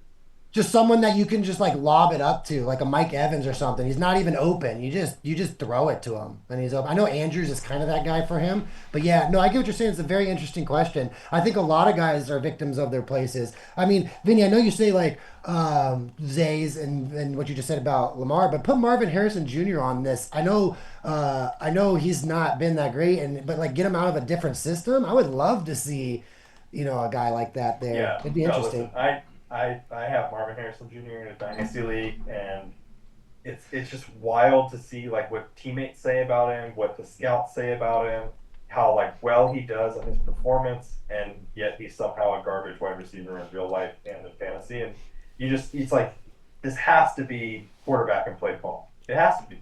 Like Right. he was compared to AJ Green, and they don't use him like AJ Green. They like put him like as a street guy. And I'm like, it's a weird. It's a yeah. No, Yeah, I get it. mine's a bit of a deep cut. I would go with Jacoby Myers. And when you look at Jacoby Myers' stats, so this is the last 2 seasons he played with the Raiders with guys like Aiden O'Connell at quarterback. You know what I mean? Yeah. 71 grabs, 800 yards, 87 grabs, But 1,000 these yards, like which is like a PPR merchant, but it's like he can get the touchdowns, he can get the catches. He just needs someone who's like actually good to throw him the football. And now he's with Jacksonville, and like, even before that with New England, this wasn't like Tom Brady New England. This was the Mac Jones New England era, right? Like he's older, so like he may not be someone who could get necessarily all the way to elite, but I think you put Jacoby Myers on a team with a real quarterback, and that's someone who can really shine. Yeah, so who's the best wide receiver surviving their QB right now? Would it be Justin Jefferson? I mean, Well, sorry, the I best don't. wide receiver. Sorry, the best wide receiver surviving their QB right now. Well, what do you mean by surviving? Like still being fantasy So like, relevant with a bad so QB? like we're Or arguing the opposite that like the wide receiver needs the QB to make the step up, but like who's the best wide receiver that doesn't need a QB? I would say Drake London. Yeah. Drake London has no QB, and he's still this high up on the list, even with injuries. Yeah, that's what I'm saying. Because like Najigba last year was a starting wide receiver for me with Geno Smith, and he actually won a Super Bowl with me. But he was nowhere what this player was. You improve him from Geno Smith to Darnold, and he's crazy good. So that's what I'm trying to say is like, who's got a Geno Smith right now to where it's like, oh, Geno's not bad, but actually it's the wide receiver making the QB better. When they switch, we'll see the fantasy value. I might have said that really, You really could wordy. no, you did. I mean, Okay. look at. I mean- think Pickens is a great one, right? Look what happened when he changed his situation. I think Yeah. it's Drake I London's think production. it's London and 2 AJ Brown years right in a here, right row. next to each other. I mean, both these guys, I think. Yeah, crazy production for terrible quarterback play. You could even throw Olave on that list. Yeah, a lot of Hey, since we're talking wide receivers, I'm gonna do something that people don't expect me to do. I'm gonna give some mad props to DK Metcalf. Yay! Not as a receiver. I mean, he's still ass, but did you guys see what he did this past week? Yes. So With Yeah, the did. running on the special teams? yeah, so punt return. Steelers Ravens. This is a massive divisional matchup because they're tied. Whoever wins this game is currently leading the division. 30 million on punt And return. the gunner for the Steelers gets injured. And so for those who don't know, the gunner, your job is on a punt. Your job is to run and try to make the tackle, but you're usually getting bodied the whole way there because they don't want you to get there because you're the guy that like isn't getting blocked by linemen. You're getting, having corners all over you. The gunner got hurt. DK volunteered. The coach didn't ask him to do this. DK volunteered. This is a guy making $30 million a year. Hey, let me go and be on this Get punt bodied team. up. And Let me go so he get gets double covered, and he's got third and fourth string guys who are just out there trying to hurt him because that's what their coach would have told them to do. Like, you can't say that, but let's be real. That's try to take DK Bounty Metcalf gate. out of the game. He's out there getting bodied, going to try to make the tackle. Now he didn't get to the player, but like he was never going to. Like he was there as a decoy, effectively. But like the fact that he volunteered to do that, I think that really shows you how big of a locker room guy he is, and I have mad respect for that. I don't know that it was a good decision. Like I don't know like that the coach should have allowed him to do that, but I do have mad respect for it as a player. Alex channeling No, his I- Greg Williams there a little bit. I Now, didn't listen, say I- they should. I'm just being real with you. Like, come on, you Yeah, tell for me. real. If you had a fourth stringer going up against Metcalf, I'd be like, yo, hit him hard. Yeah. Like, hey, we will pay your fine. I want to agree with this props because I honestly didn't think DK had it in it. I didn't think he was that type of teammate and player. So, thanks for proving me wrong. The only reason is I'm biased. George Rogers. Rogers obviously held the Steelers hijacked in the beginning of the season because they didn't want to announce it was him because he didn't want to do the whole training camp, right? So obviously, if you're already holding out for Rogers, they probably had asked Rogers, "Hey, how do you feel about Metcalf?" And Rogers and Metcalf asked. This isn't like the Steelers bringing in Metcalf and being like, "Hey, we got a wide receiver. Would you come here?" So that's the only reason I was willing to do the Metcalf bets this year. If Metcalf was a Seahawk, I would have not taken any of those bets against you, Vinny. Anyway, speaking of, so I mean, this is kind of in the same vein as like whether or not this was a smart decision. So, and I do. First of all, apology. I misspoke on the pod last week. I kept talking about Justin Herbert playing on a Thursday. I meant he played on Monday night. I meant he played in a primetime game, but I said Thursday, not Monday. That's on me. But he had the broken hand. He had the surgery. He plays on Monday night. During one of the plays, he scrambles and he throws a stiff arm with his broken hand. And on one side, it's like, dude, I love that my quarterback, like if I'm a player on that team or a fan, I love that my quarterback has that grit and that gut and that fight in him. But on the other hand, it's like, I don't want my quarterback risking himself. That was a really stupid thing to do. Just run out of bounds. Why are you throwing a stiff arm? So where do you guys fall on that? Justin Herbert trying to throw a stiff arm with his broken hand. Do you like that toughness from your QB, or do you want him to just be smart and not do stupid stuff like that? No, I think there's a failure on Harbaugh massively. It's the minute he started handing the ball off with his opposite hand, so like when you hand off to the running back, it's like Vinny can explain it better because he played or whatever. But like you go left side, right side, depending on it, and then it depends on your play action. You like pull it in real close. He couldn't even do any of that because he was, no matter where they ran, he was using like the opposite hand and like the top of it to hand the ball off. I'm shocked there was no running back, quarterback exchange fumble. Herbert must be some kind of crazy athlete to be able to go through an NFL game handing the ball off with his other, like something you haven't done for X amount of years, your whole life. That's crazy talent. I would have Yeah, taken him out. the fact that, listen, if this is round one, wild card round of the playoffs, For divisional sure. round of the playoffs, by all means, do whatever you got to do. Week 14, the fact that he's throwing stiff arms, I mean, I know that he's in must-win games, but I'm not here for it. Like I agree. I didn't watch enough of it that closely to, say that it was bad coaching. Put him out there, but protect him. Um, yeah, I mean, I think I don't that's know that you dumb. can blame. It's I kind of mean, like Jackson Dart coming off a concussion and lowering his shoulder on the sideline. Like, what are we doing? What are we doing I at don't know this that you can point? blame the coach for that. I mean, I understand Mitchell's point to like, hey, he may not should have been in there in the first place. I get that, but like that play itself, like I don't think you can blame the coach for the player No, yeah, throwing that's a all I'm stiff saying. arm Okay, instead of well, getting out of bounds. I mean it as like a managerial decision. If maybe not Harbaugh, then someone in the organization needs to realize this. Okay, take out Cousins because it's ridiculous to be a backup quarterback for 45 million a year. Who do you think the highest paid backups are? I'll just, I don't want to take up too much time, but next goes Jared Stidham with the Broncos at 6 million. Marcus Mariota with 6 million on Commanders. Tyrod Taylor 6 million on the Jets, and then it's Trey Lance at 6 million. So you're already paying one, two, three, four, fourth or fifth, depending on if you count Cousins or not, because that's just ridiculous. 45 million to a backup. Yeah, you are paying the most money on a salary cap organization to a backup quarterback, which most teams don't do. Why not let him play a half? Not even the full game. Like when Herbert looked so bad in that second quarter when he got caught behind and fumbled that one, just let Lance play for a couple possessions. If he does worse, then you put Herbert back in. But why pay this guy $6 million and then you have a QB who had surgery on Monday? It's not even like, oh, it's a couple weeks ago. On Monday. So what if, like, what's the thing that happened to Daniel Jones? He hurt his fibula, right? And they were like, oh, he's going to play through it hurt. Next week, he tears his Achilles on the same leg. Like, I know this is a throwing hand, but you're just opening yourself up to opportunity of making a different injury and more worse or whatever the word is. So just put in Lance. You're paying him 6 million. Yeah, I mean, I get what you're saying. I just, I don't know. I like seeing that toughness, but yeah, I think you got to do a better job of protecting yourself. I think, I kind of blamed.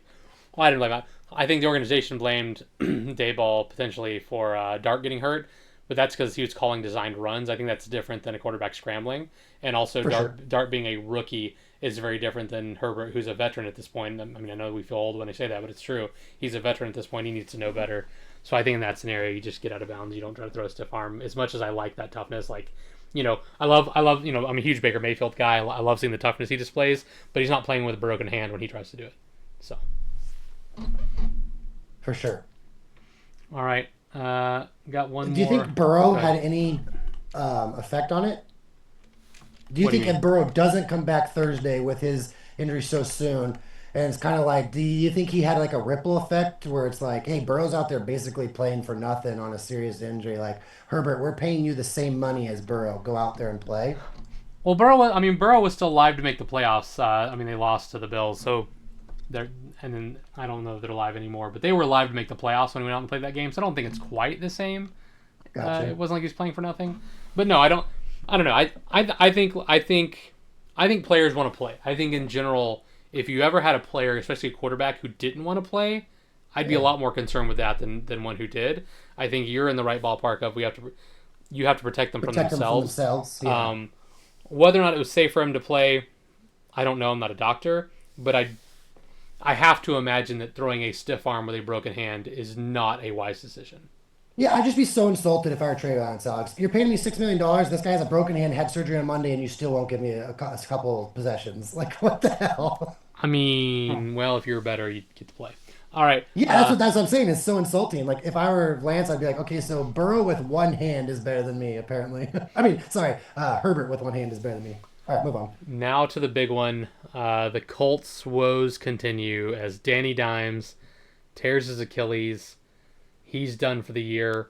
Riley Leonard, the rookie, comes in and unfortunately he sprains his knee, and you have to feel it for Riley Leonard. This is a guy who, like, you get drafted, you come in, you're behind Danny Dimes, who, like, historically hasn't been a great quarterback. You're like, this is going to be my opportunity. And then Dimes balls out, like, okay, well, I'm not going to get my chance after all. Then Dimes gets hurt. Oh my God, oh my God, oh my God. I finally get my chance. He's going to be done. I'm going to get to take this team, and if I can do something, maybe do something in the playoffs, this might be my team going forward. He immediately gets hurt and loses his opportunity. So you gotta hate it for that guy. But the Colts have gone all in with that trade for Sauce and planning on signing Danny Dimes and, like, all this, and just it's all falling apart. So now they have turned to hold on, let me check my notes. Is this right? The Colts have signed Phillip Rivers. Phillip Rivers, just for those who don't know, like, who's Phillip Rivers? Well, the reason you don't know who he is because he's 44 years old. He is not in shape. He's a literal grandpa. That's not a joke. He is a grandfather.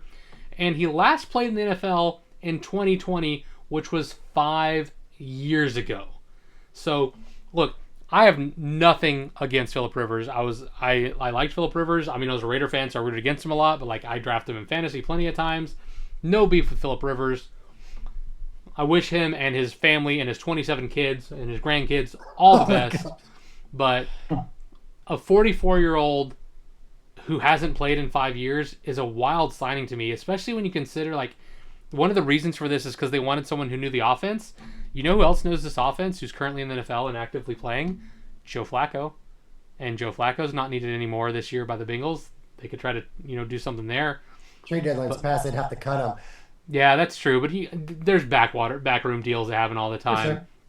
But no one claims them off waivers for sure, but there'd have to be a competing team ahead of them or not. Maybe they looked at it. The one thing I'll say, Alex, is I'm going to take this straight from Cam Newton, okay? Okay. There are many QBs who, after being forced to retire in the NFL, still want to play, but they don't get to play.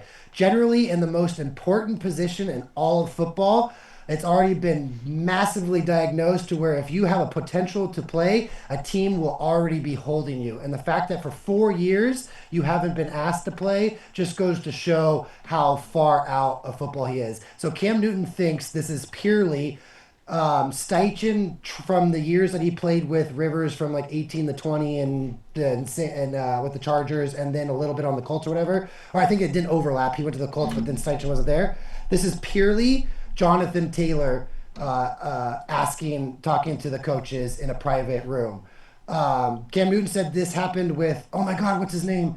The really good running back in Carolina for a while. He said when Cam got hurt and they brought in the backup, it's like you're not going to hand the ball off 30 times and put Taylor into his deathbed. Like that Seattle defense, if you hand him off, there's no fear of passing the ball. So you're basically running Taylor into a wall 30 times and hurting him. And Taylor doesn't want that. So all Rivers is doing, or whoever they're going to bring in, has nothing to do with taking a hit, being able to throw the ball. It's pre-snap recognition of the play. If you can just throw the ball in a quick out real quick because they're blitzing, then do that real quick, Rivers. Do not hold the ball more than 3 seconds, and then it's going to be like 45 rushing attempts in the game. And the difference is Rivers will be able to pre-snap change things to give Jonathan Taylor the best opportunity. So I'm stealing this 100% from Cam Newton, but Cam said it happened to him when he got hurt, and they didn't want to run. Oh my gosh, the running back for the Panthers who was a Pro Bowler. I forget. He's like, yeah, that was D'Angelo Williams. Thank you, D'Angelo Williams. He did not. He's like, I'm not running the ball 35 times against this team and just getting cracked every single play because our backup QB can't recognize pre-snap coverages. So I think that's the only thing going on right now is Jonathan Taylor said, I'm not playing Sunday with 35 rushing attempts where I'm just going to get destroyed and hit 5 times before I even get back to the line of scrimmage. So this isn't me. It's worth noting that Phillip Rivers is the coach of his son's high school football team, and they run the same scheme and playbook as the Colts from when he played there. So, for sure. And apparently he and Steichen talk about it on the regular. So that's definitely some truth to that. But let me give you, well, I guess before I give you this stat, I'll just ask you guys both, do you think this was a good signing? And more importantly, do you think the Colts have a chance, or are they donezo? I think it was a dummy signing. I don't think that there's anything that's actually going to come from it. That's what Cam's saying is back to the original point of like all forced retired QBs still want to play. And look at Flacco. If you can play, some team will take you. So the fact that they're taking Rivers and no other team has taken Rivers is purely just Steichen being like, man, I trust him to make the right pre-snap read, but I think it's a dummy, and it shows how desperate you are. Let me give you guys some stats. So the last time Phillip Rivers was a starting quarterback in the NFL, these are some other guys who were starting that same season. Drew Brees was a starter for the New Orleans Saints. Tom Brady was a starter for the Tampa Bay Buccaneers. Ryan Tannehill was a starter for the Tennessee Titans. Who do we got? Ryan Fitzpatrick was a starter for the Dolphins. Derek Carr was a starter for the Raiders. Ben Roethlisberger was the starter for the Steelers. That is how long it has been. There's more names on this list. Matt Ryan was a starter for the Falcons. That is how long it has been since Phillip Rivers was a quarterback in the National Football League. Yeah, Cam, I'll take this from Cam again, but he joked like, hey, one, don't fault Rivers, because when you got that many kids around you at all times, maybe this is the best way to get out of the house. Oh, I don't fault Rivers at all. You And kidding? two, no, it's a joke. And two, he is like, I think I just got a text right now. McNabb's going to take Hurts' spot for the Eagles. I mean, the Eagles might be better with McNabb. Let's be real. That's the funny part. Yeah. I will, to Rivers' credit, he gave a great quote when they asked him about, because like if you haven't seen him, he's pudgy. He's not in shape. When they asked him about it, he's like, look, I'll be honest, I'm not outrunning anybody, but let's be real, I wasn't outrunning anybody back when I played either. So Yeah. As long as he can properly diagnose, sorry if I didn't get you off, as long as he can do that and not hold the ball, it's going to be better than what they had before, but I just don't think it's realistic in the NFL. Yeah, I mean, obviously they couldn't trade for anybody, Right. but and they you're- lost you're their first, kind of- second, and third string. yeah. But at the same point in time, are you gonna? I don't know. It's just one of those. It's like, was there really nobody better? I mean, why not Cam Newton? You know what I mean? So, like, But like, I just think it's funny that you have all these like young guys out there. Like, who was Phillip Rivers' like nephew or something like that who played at NC State or Ole Miss? It was kind of a pistol. But I mean, there's all these guys out there, and they're like, we want Phillip Rivers. It's like that's the guy. I don't know. Obviously, they're not folding it in, but so right now, currently, Vinny, on scout squads, so like a scout, if you're on the scout squad, another team can claim you, right? So because you're not on the 53-man roster, you're just part of the team's 12 or 14-man scout squad, right? Taylor Heineke, Sam Ehlinger, and Trevor Siemian are all available. The Colts can grab right now, and Brett Ripien. Oh wait, he's already there, but I think they did grab him. But I'm saying is like, I think Ripien, who is hurt, could be better. They could go get Heineke. They could get Simeon. They could get Ehlinger. Those are all guys available. I think also Russell Wilson's on the scout squad as opposed to right now. So there are other guys they could, and they still went Rivers. That's the scary part. Yeah, I don't know what they do. There's got to, I mean, these are much smarter people than I am. Agreed. And Steichen's been pretty successful in the NFL. So I'm hoping, as a Jonathan Taylor investor, that they know what they're doing. And that's why I brought up the Cam Newton thing, is because I'm hoping for all the Jonathan Taylor owners out there to not super panic, but maybe have a little panic. Hey, here's something that might help you guys feel better. Phillip Rivers is back. The Patriots have 11 wins. The Cowboys are average. Joe Flacco's slinging it. There's drama in Philly. Matthew Stafford's a stud. The Seahawks defense is nasty. Aaron Rodgers is the 4 seed. The Browns and Raiders are eliminated. Your childhood ain't over yet. We're turning time back, boys. We're 15 years in the past. All right, we're still here. It really does feel like a flash in the past. It really does. And the Chiefs are bad. You said that, right? Chiefs, same record as the Dolphins, 6-7. That's wild. Chiefs and Dolphins have the same record right now, yep. Yeah. That's wild. I remember I read that. I think that we're following a couple of the same places, Alex. Yeah, Or I'm the sure. memes just make or the memes just make their crossover. Well, as someone who has to organize and lead the show, since our producer produces nothing, I have to source multiple things, so there's going to be some crossover, bud. Our producer produces kids. That's pretty good. Heyo! Hey, pew, pew, pew. Yeah, I don't know if that was shots fired. the PTO Prince over here trying to... No, that was me. That was me. Producing Making it. laser sounds. Yeah. All right. Does anyone have any other... I have one other big story I'd like to get to, but it's not NFL related. So does anyone have any other NFL related stuff they want to talk about before I get to the last big story I have? I do remember No. you said college playoffs about 30 minutes ago, and then I think No, Oh, but that's I that's do. cute that you think it's been 30 minutes. It's been an hour and a half of this podcast, but yeah. No, but I do have a heart out in like 5 minutes. I know you do. That's why I wanted to get through all the NFL stuff with you, Mitch. Well, Perfect. then, before I get into the deep college football talk, I'll say that for me and Vinny, since you got 5 more minutes, I will go with my one non-football story. And again, this has been a weird episode. I've been giving props to people that you don't normally hear me give props to. LeBron James had a streak of 10 points or more for a crazy, crazy long time. He finally had a game where he didn't get to 10. He only got to 8 points. And it was talked about for days on all the sports networks. And love him or hate him, and I'll be honest, I fall into the, not hate, but I'll fall into the not a big LeBron fan camp. He really is an all-time great, and I don't think we appreciate that enough in the moment. Like, what he did scoring that much for that long, while still being a guy who rebounded and had a ton of assists, is really impressive. And I think we just need to recognize that more in the moment in sports. There's a lot of stuff that happens in sports, and we don't realize until it's over that that was greatness. And so for those who have a chance to watch, we've talked about Shohei Ohtani. We've talked about, W. Baby still. We talked about Caitlin Clark. Like, if we talk about Phillip Rivers coming back, this is a guy who used to be a Hall of Famer. So, like, guys like Josh Allen who are playing now, Patrick Mahomes are playing now. Like, you don't realize what you have until it's gone.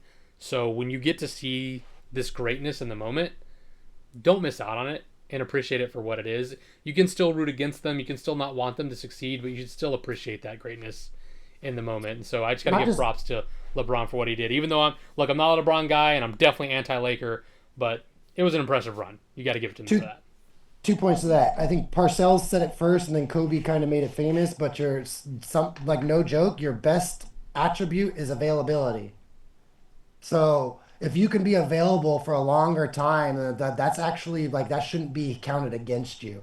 And also the other thing I'll say is like people forget Durant off of the Warriors, he's still really good, but why can't he win? Why is LeBron consistently like Durant and Devin Booker couldn't even do anything? Durant on the Nets with Garnett and Pierce couldn't do anything. Like why do a lot of these guys later in their age are supposed to be why is LeBron on a winning team? Because LeBron, and trust me, from someone who watches the Lakers religiously, he doesn't need to score. He's still good defensively. He's still good at switches. He's still good at passing. He's still good at spacing. Whereas someone like a Durant can't win at this part of his age because he doesn't do all the other things. LeBron's game, which makes him an all-time great, is he can still affect the game at his age right now and not score. That's impossible to do. Yeah, I'm an anti-LeBron guy. I kind of like that the record was broken. But you have to admit, like, listen, when you look at the numbers, it doesn't matter if you're for LeBron or anti-LeBron, you have to have him in the conversation, right? So I think that's hard for any anti-Braun person to admit, but he's in the greatest of all time conversation for his longevity, for the way that he affects the game in all phases. You just all kind of just wish he wasn't such a little, bi, finish the word. So, I mean, to think about it though, and you work and you compare it to like for how much he was the first true generational social media guy because like Michael Jordan and Kobe Bryant did not have. I could only imagine the persona Kobe would have if we had social media when we went through. LeBron was like the first guy to go through it. And if his biggest gripes are like not one, not two, not three, not four, not five, and he was a team hopper, like that is nothing compared to like you look around like what John Morant's going through, like a lot of these other guys who are like in the news for bad things, like Anthony Edwards and a lot of these other guys. It's like I'm not gonna try and compare them to like an Antonio Brown type case, but the fact that he doesn't have his whole career, he doesn't really have like that type of drama is insane. I mean, let's be real here. Kobe had a rape trial, so I mean, and Kobe's loved and glorified in the Mamba way and everything like that. Not by everyone. I want to point out I'm also. I'm just saying. I'm just saying. LeBron gets a lot of hate that I think maybe is social media influenced. Whereas, like, if we had Michael Jordan during social media days, dude, straight up a-hole. Like, LeBron's too nice is some of his criticism. So I just like to point out that, yeah, you don't have to like LeBron, but the potential for him to be so much worse is so out there that it's like kind of refreshing that he's just a basketball junkie. Like he's just, you know what I mean? That's what he does. Yeah, no, I He agree. does do politics a little bit. I will give you that. He does try, especially during the Obama years, he was a No, little bit. I think But he'll nail it. I think him being part of the social media era definitely yeah, is part of it because we hear what they say now. Because like you said, look, I was a big Jordan fan as a kid, but like knowing some of the stuff he has said and done, like I think less of him as a person than I did when I was growing up. for I sure. still think he's the GOAT basketball player, but that's a different argument. No, for Um, sure. I will also say I think one of the big things too is he's part of the team hopper generation, as you mentioned. Yeah. There are a lot of guys like when you grew up, like the star players were the star player for that city, and that's who they played for. Period. End of story. And and even now, like there's guys like Steph Curry who ride it out with their team, from day one, and like those are the guys that usually are a lot more well liked by the fans because we want the guy who stays and plays for their city, even though like as a person, I would much rather like if one of you told me that hey, I'm changing jobs because they're going to pay me more, I'd be so happy for you.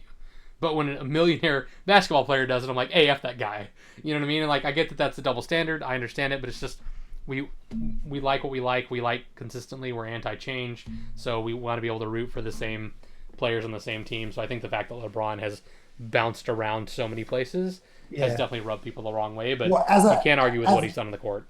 I'll say this, and then I gotta go. As a Laker fan, Alex, I think I never held the bouncing around against him because I grew up with Karl Malone and Gary Payton bouncing to the Lakers. And that season, I saw Karl Malone guard Kevin Garnett, a young Garnett who was MVP Garnett with the Timberwolves, Yao Ming with the Rockets, and then Tim Duncan with a multi-dynasty championship Spurs team. And he shut them all three down, one series after another. So like we should have never gotten back to that finals against the Pistons if we didn't team stack with Malone and Peyton. So by that time, with Garnett flipping from that to the Celtics, and I'm like, wow, F Garnett, can't be mad at that. Okay, by that time, LeBron flipped or whatever. So by that time, there'd already been a bunch of flipping super teams, so I wasn't really against LeBron. And then I will admit, LeBron becoming a Laker made me like him, so there is that bias. But I never really disliked him.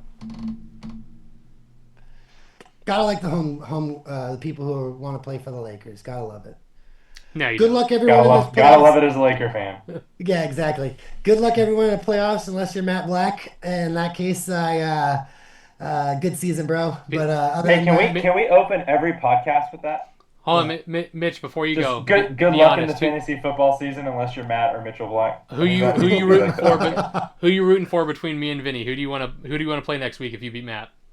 who I want to play and who I'm rooting for are two different answers. Ouch! I think, Ouch! Wow. Yes, I think, he's I think there's an alternate world where Jalen Hurts did not get hurt and I have one less Super Bowl. So if Vinny were to win it this year by beating me, I would actually, I mean, obviously I'd be upset because I want more championships, but that would just be like, okay, well, the last 3 years, it's Vinny and I lost to Sylvie, then Vinny lost to me, and then I lost to Vinny. That's to So, me, so you're rooting seems for like Vinny against me, is what you're saying?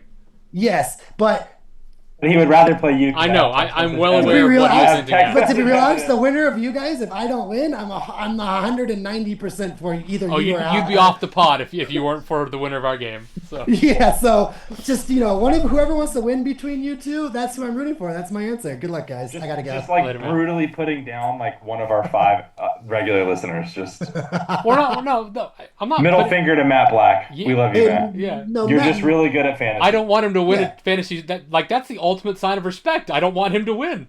Yeah, Matt's a big boy. He can handle it. Him and I have I- talked over the years. Who cares? You guys could pile on us. It's part of the fun. He's one of my best friends. He's in my division. I have to play him twice a year. I don't want him to win. That has nothing to do with him as a person. I don't want him to win the fantasy Super Bowl. Also, Matt and I are probably the most unbearable two to have winning records in the league, so I will agree with that. So good luck, guys. See ya. Bye. man. All right, Vinny. Yeah. Now that there's just the two of us left, big story left to talk about, but I think it is worth talking about. College football playoffs bracket has come out. Big story, obviously, being Notre Dame not getting in because of their conference rules. Notre Dame not being in a conference. The two highest ranked conference champions automatically get in regardless of where they are. So like it's not just the top 12 teams that get in. It's the top 10 teams get in, and then the next two highest ranked conference championships, in this case James Madison and Tulane, both get in to the college football playoffs over Notre Dame. That was the big scandal. I also owe an apology to Tulane. I talked about how we talked about the story about Lane Kiffin leaving Ole Miss when Ole Miss still had something to play for. I was like, well, Tulane didn't have anything to play for still when Summerall left to go to Florida. Yes, they do, because Tulane, due to Duke getting the upset win in the ACC championship and knocking out the ACC champs, Tulane and James Madison get in. So Tulane still has something to play for. They're also playing for the Natty. And interestingly enough, the organizers have decided to put Ole Miss and Tulane against each other, the two teams whose head coaches bailed on them, play each other in the first round. Although worth noting, the last time these two teams played earlier this season, Ole Miss won by 5 TDs, so I'm not super hopeful for Tulane. But that's neither here nor there. The big question, Vinny, do you think they got it right? What do you think of this format? Do you think it's going to change? Lay it on me. There's a lot to be said about who they think the best teams are, and you shouldn't be penalized for losing in a championship game.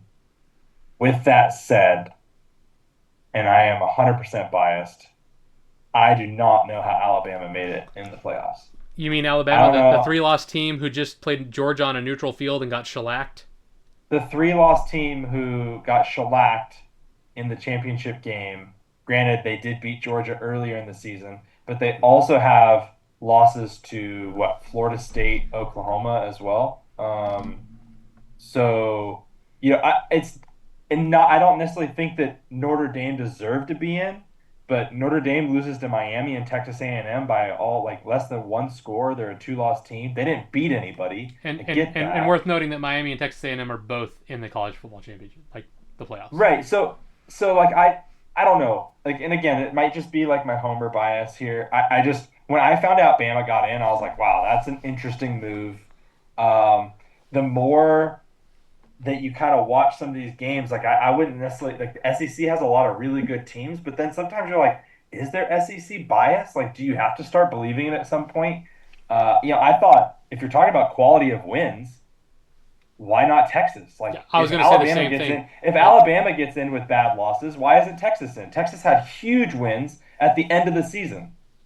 I think Texas should be in over Bama if you're going to put Bama in. And again, yes, look, we have to admit we're both obviously biased against Alabama. Vinny went to Auburn. I'm a huge Auburn fan because my dad went there, and my grandfather went there. I've been an Auburn fan my whole life, so we're obviously biased.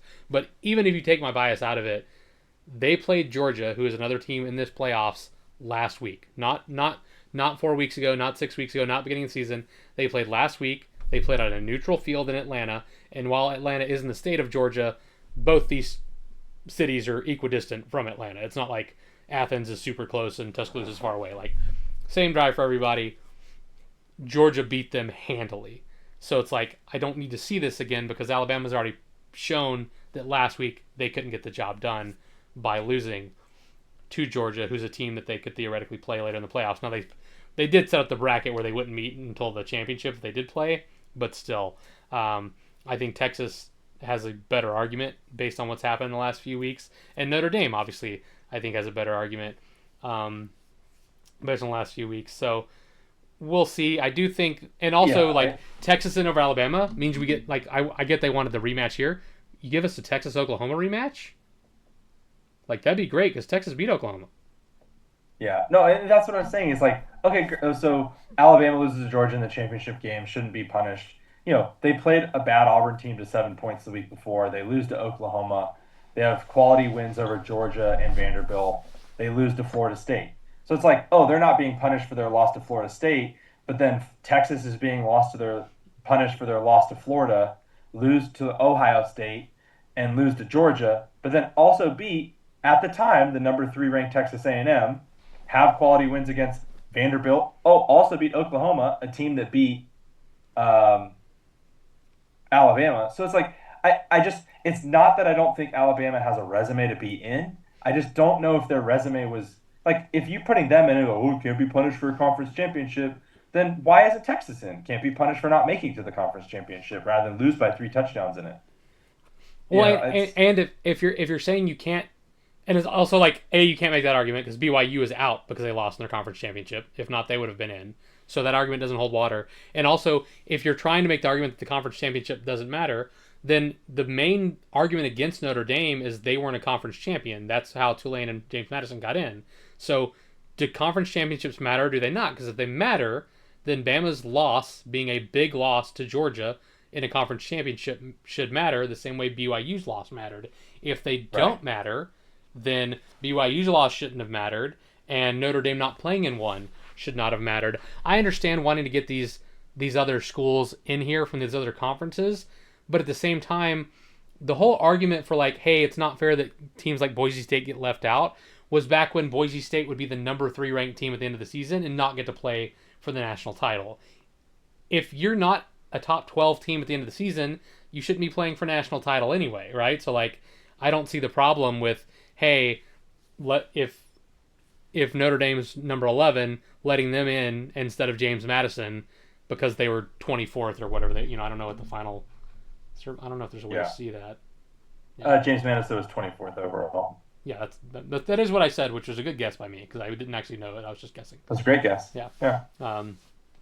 So yeah, you have James Madison at 24 getting in the playoffs, and you have Tulane at 20 getting in the playoffs, and you have Notre Dame, BYU, the team we just talked about, Texas, all missing the playoffs. It's like, I think it's fine to put them in there because if these teams had, performed better throughout the year, they'd be in here. Like back in the day when people were arguing for Boise State, Boise State was undefeated, right? If Tulane was undefeated, they're 11-2. If they're undefeated, they're probably in the top 12 and they make the playoffs anyway, right? So, and that's always the argument. It's like, hey, if Notre Dame wanted to be in, they shouldn't have lost 2 games, and I get that, but it's like, this is the movement between last week and this week, right? Notre Dame did not play and they dropped a game. BYU lost their conference championship. They dropped a position. Alabama got destroyed, did not move. Yeah. They were 9 and they're still 9. No, I get it. And I know like head-to-head matchups mean things. And, I get how Miami gets in. But, I mean, you could argue that towards the end, Miami is also not getting punished for didn't they lose to like some trash teams? But I think the problem with Notre Dame is they literally beat nobody, but they beat nobody very handily. And they're on like a 10-game win streak. They lost by 3 points in Miami to Miami and lost by 1 at home to A&M, playoff teams. But if I remember correctly, I'm pretty sure Miami has 2 bad losses. Yeah, so, well, I don't know. And there's no easy way to do 12 teams. The problem with 12 teams is you're always going to have people that are outside looking in. My argument to Texas, to Notre Dame, to BYU, to Vanderbilt, bro, you didn't even make a top 12. Like you didn't even make a top 10 like non-automatic bid. You have nothing to cry about because we were at 4 teams. So. No, I totally agree with you there. I mean, we in our lifetimes we were at 2, right? Like we went from 2 to 4 to 12. But I totally get what you're saying. The only reason I bring up Notre Dame is like the entire point of having the whole, hey, the top 2 ranked conference champions that aren't in the top 8 or whatever, the top 2 ranked conference champions get in that, whatever that rule that is. The whole point of that is to get teams in that aren't in Power 5 conferences, and it's like, well, Notre Dame's not in a Power 5 conference, so we could have let them in, right? And probably gotten better football. But also, so that brings up the next point. So Notre Dame has already announced they're not going to play in a bowl game. They're just not going to play in one. Is this a nail in the coffin of the bowl game system now that we've got this 12-team playoff? The teams that don't make the 12-team playoff, are we going to see more teams like Notre Dame that don't want to play? Now, the reason they gave for it wasn't because they didn't make the playoffs. It was, well, we've got a lot of guys that are gonna not going to want to play because they're going to try to go pro, don't want to risk getting injured, so they're going to be sitting out the bowl game, and we want our last game with our team to have been with our team and not missing all those guys. Now, I don't know if that's true or not. I think there might be some truth to it, but a lot of BS to it because they don't want to risk going out and losing without a bunch of stars and then making, hurting their argument that they should have been in. So I don't know how much of that's true, but I think it's a pretty big blow to the bowl system that like we've already lost so many bowls by going to this playoff, and now you have the top ranked team that's not in the playoff saying I'm not going to play in a bowl game. Yeah, I mean, I think it's a pansy move by Notre Dame. I can't imagine what it's like as a senior for Notre Dame, like your last game. You didn't expect to be your last game, like you thought you were going to a playoff, and instead, like you already played it, and you never just stepped foot on a football field ever again. I think people lose sight of the fact that, like, when you walk off the football field for the last time, knowing you'll probably never play again, it's a very surreal moment because that sport means so much to these people. So my only thing is, like, if the players truly voted for this and that's what they want, and it's like a drastic majority, like I don't even know if it needs to be greater than 50. It's like Senate rules, like it should be 2/3 of the vote to like not go to a bowl game, But it's just a weird move. Like I don't think that should be a move that the coach makes, the athletic director makes. That needs to be a player decision. I don't know what happened behind closed doors, but I don't think players would have wanted to walk off the football field for the last time in their last regular season game. Like bowl games are actually really fun for players. They get to travel, they get like gifts, they get bags, they get swag. So I don't know. I don't like that decision. That's for sure. Yeah, I don't either. So that brings up my next question.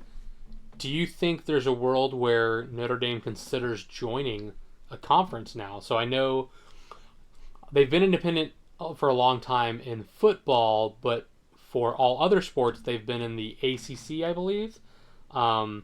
And they were really upset, I think, that the conference pushed for another team.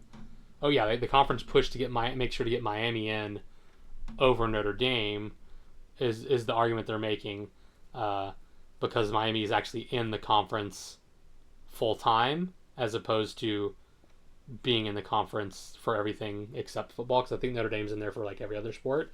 So do you think this is a step in the direction of Notre Dame finally joining a conference? Like, because I could see a world where they like try to join like the American or Sun Belt or the MAC or something, so that they can be like, well, I'm a conference champion. Yeah, I mean, I don't know. They should have a long time ago. When conferences mattered a decade ago, they should have. For whatever reason, they chose not to for football purposes, to be independent, to schedule their own, and it's only done them an injustice. But I'm also talking about a team that's been in the playoffs like every year recently. Yeah. But I mean, if they're in a conference, they're probably in. If they're in the ACC, they get a chance to play Miami again, right? So, and that's where they play most of their games anyway, is kind of in this ACC realm. Um, I don't. Yes, they definitely 100% should be in a conference, but I don't know if they will. It's also one of those things like there's got to be a really good reason they're not in a conference that I just don't understand.